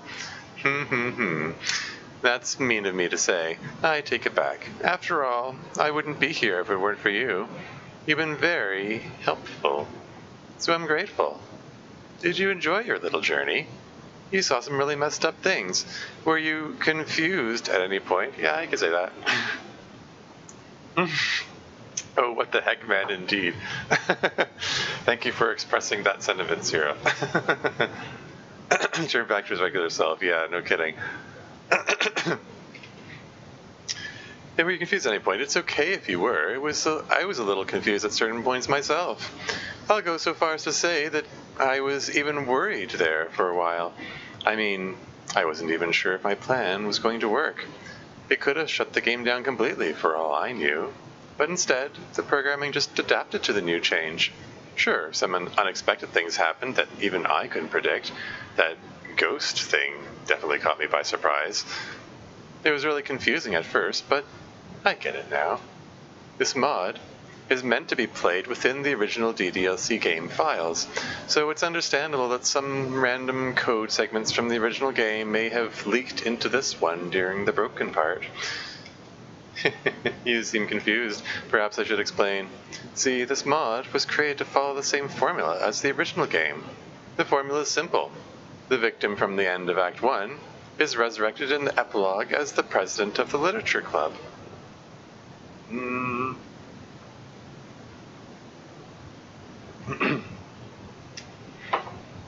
So what he's saying is Mateo killed himself so that it would be him in Sayori's place in Act 4. As a result, whoever is president in Act 2 must be sacrificed by you, the player, in order to revive everyone, including the Act 1 victim. Pretty standard setup meant to issue me as the ultimate sacrifice. But you know this. You've played the original Doki Doki Literature Club before. Many times, I would guess. So I imagine that this wasn't exactly the ending you were expecting.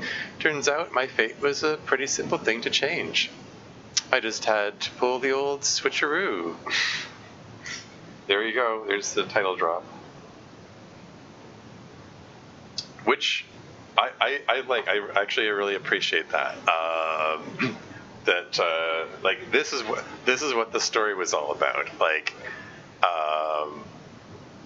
Like naming it Switcheroo and it's a Genderbend mod seems to lend itself to this notion that you think at first that the Switcheroo just refers to the gender swap, but no, this is the Switcheroo. Mateo's switching places with Satori so that Satori ends up in the Act 3 space room and then gets deleted, and Mateo ends up president in Act 4. Yeah, haha, you're so funny that slaps me on the knee. Okay. Anyway, moving on. In short, I killed myself before Satori had a chance to kill himself. It didn't even break the formula. And let me tell you, messing with the other characters' codes in the game files in Act 2 is much easier when you're just lines of sentient code yourself. I had the power to do pretty much anything I wanted. I even got to, how can I put this, be your voice. Don't be too upset. I only told Satori the truth. To be honest, I think I did a great job explaining everything to him, don't you? I may have been a bit blunt, but it helped save time. I'm sure you would have said the same thing, if you were able to, that is. Granted, I made a few mistakes along the way. The Termisa in the game was probably the most difficult one of all for me to control. That personality of hers never failed to override my autopilots. Not that I'm surprised. She's quite the little firecracker, isn't she? Here's a confession that may surprise you. She's the main reason I decided to do all of this. Sure, I didn't want to be the one who got deleted permanently in the end. Stop stiffing the club members, you preacher. But the main factor that prompted me to go through this was, in fact, her. After all, people do crazy things when they're in love. That's right. I love her. I love that smart-mouth, trouble-making, donut-inhaling little monster. And it really sucked that the only reason she wasn't with me was because of the stupid history the game gave us. History that I had no power to change. no matter how hard I tried. That's why I didn't want her to join the club. That's why I tried to scare her away by being as mean to her as I could muster. I hated the thought of being forced to be around her when I knew she had nothing but hatred for me, just because that's how her history was written. But you just had to play the game. You had to throw her under my nose and torture me with her presence. So I did what I had to do in order to win the game. To win her. And yes, I understand this is technically considered the sad ending, and as a result has one final consequence. The entire game and all the characters are supposed to be deleted by the spurned president, who had to be sacrificed so everyone else could be saved. This is a good villain, yeah. I was worried about that at first, but then I realized Satori was never sentient. His code is dead, his deletion is permanent. But even if it wasn't, do you really think Satori is going to delete the game, his friends, his girl, just to get back at me? He willingly sacrificed himself to save everything. He would never do something so cold. He was such a nice guy, after all. As I said before, I win. And I couldn't have done it any of it without you. So, thank you, player. Thank you for deleting Satori. And for giving me the happy ending I deserve. Hey, I didn't delete him. That was you.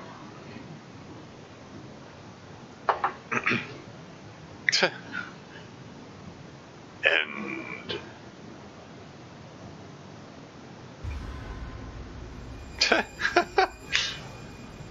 Okay.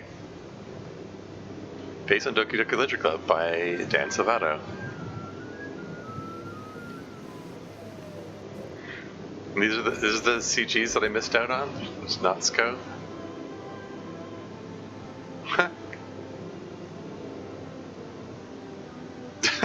Oh, he's holding the chair? Proofreading term use. Oh no! Many RGs, Yagami, Stick, Black Rabbit Artworks. Yeah, cool. Dark Signers, Cirques, Gimmick After, Flies Dig. Good job with the art, seriously. There's some nice CGs in this. There's well, and so it was still a win here. It's playing Sayonara.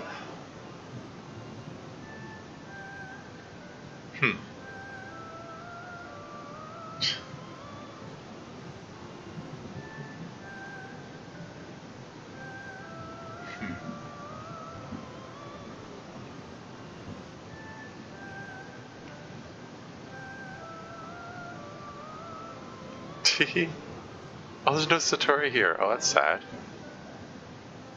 In the original, there would be a Satori chibi here along with the others.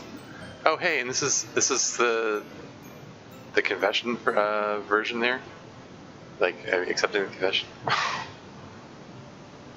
Poor Satori. Special thanks, Mateo. Oh, and deleting everything. Screens RPI GUI / script RPI deleted successfully.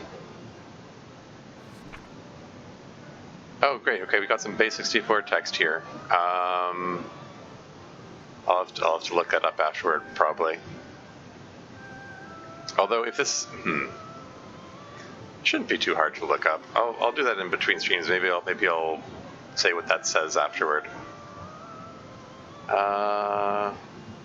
Just Kel says, personally, I think Mateo is a villain that you can hate, but that you can like at the same time.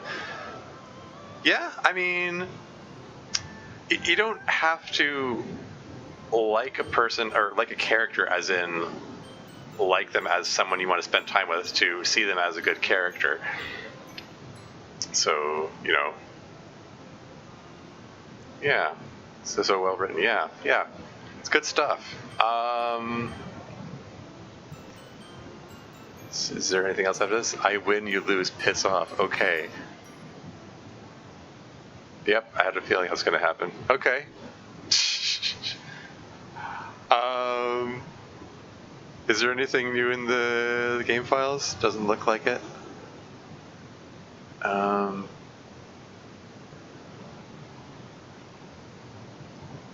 Yeah, and the character files, all the character files are back except for Satori's, and there's the new FemC character file still there.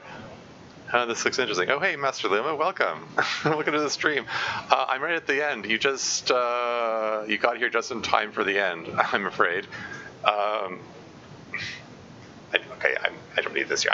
I won't be right back. I'm here already. I should probably just leave that where it was.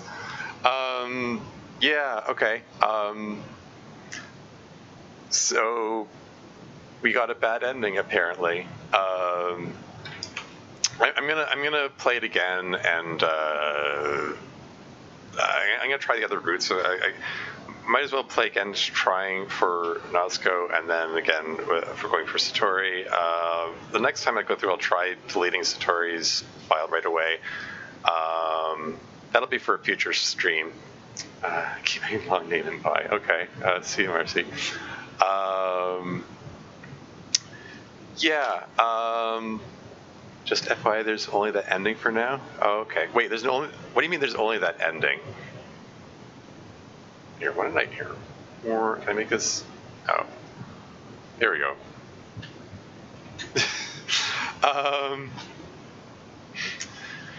Yeah.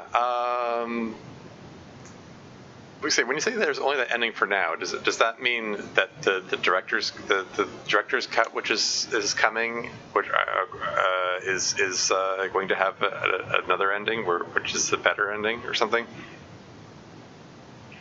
If so, I might have to pick this up again at a later date. Okay, this is making me feel subconscious. I'm shrinking it back again. But yeah, okay, that was cool. Lots of neat. I mean, I knew that's how it was going to play out. Because I proofread the rough draft. When I proofread it, I talked to Roach about it, and she was saying that there's supposed to be another ending if you go with Satori, and then he's not so surly in Act 2 or something like that. Or I don't know, maybe. I'm not sure. I'm not sure. I'll have to play around with it and see if I can figure it out.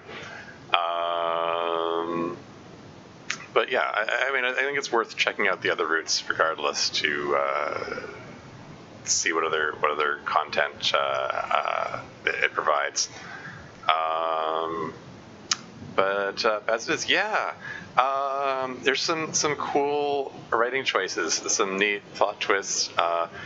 It looks like it's going to be sort of almost copy paste of the original with a couple of diversions, but then there's some considerably bigger diversions than you expect. And like the integration of the original female Yuri as a ghost kind of thing was kind of neat. The jump scare rushing at the camera might have been a little overdone, considering it did that 3 times.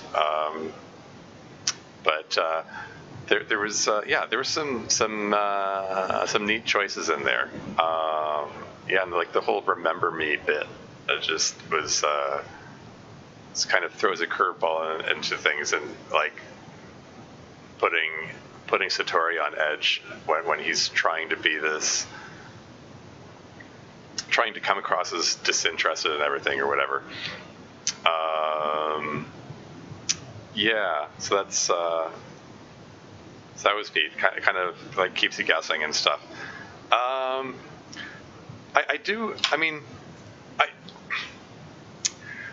When I did the proofreading, I did give Roach a note that I was kind of iffy on the fact that the mod ends with this big exposition dump explaining everything. I was a little iffy on that about how. Should we gonna play Mayor the Music Box next stream? No, I just said I'm going to pick this game up again and do the other routes. Anyway, yeah, I don't know. It's I don't know. I mean, I do think it's necessary to explain what is going on for sure. Having it all go in one big exposition dump is, yeah, I don't know, a little off-putting in some ways, but it's okay. It's okay.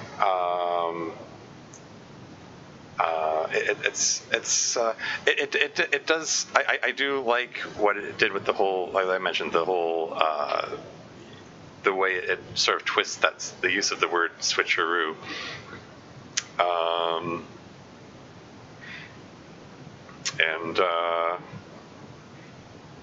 Yeah, let's you believe for a moment that Matteo's changed and he's going to be all friendly and stuff. Is like, no, he's still a jerk.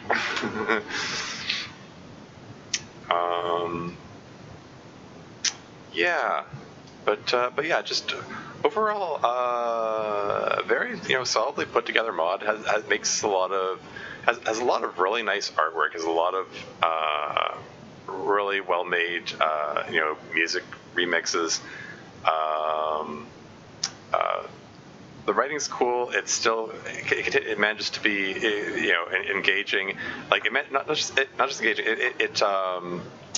Like it's still, even though it's doing a lot of the same horror stuff from the original, it sort of puts enough twists on that to it still manages to keep you on edge, and that's cool. That's it's a sort of a challenge in itself. It's because it's impossible to capture the original feeling of the original, not when you didn't know what was coming. So yeah. So cool. Yeah. Well done, Roach.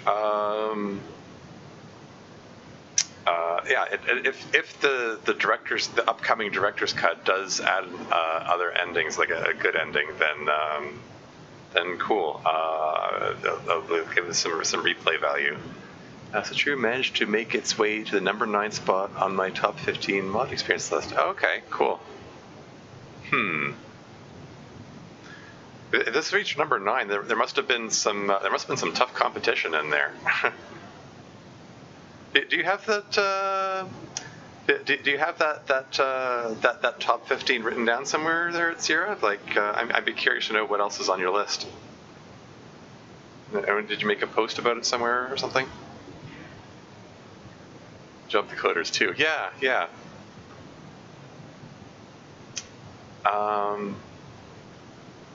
Serena being still asking about the Mary the Music Box.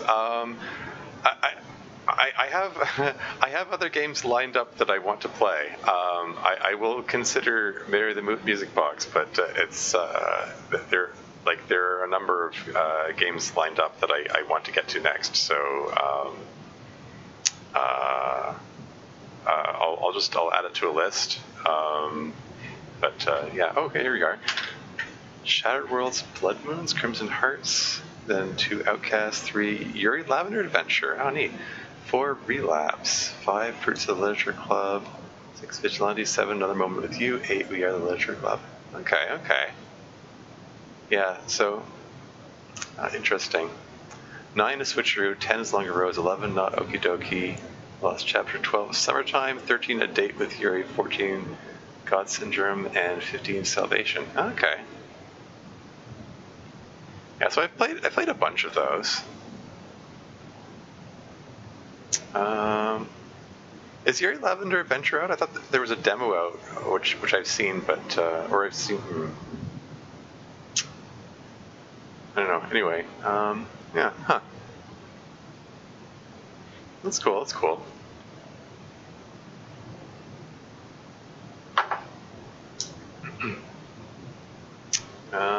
Be completely honest. Oh, I anticipate your honesty. So yeah, Your Lavender Adventure that's on the list is the April Fool's release from 2 years ago. Okay, yeah.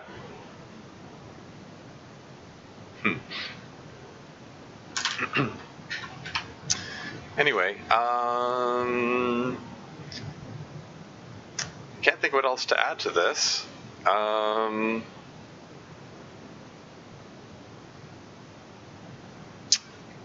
Yeah, that was Doki Doki Switcheroo. I'm gonna be picking it up again probably in a few days.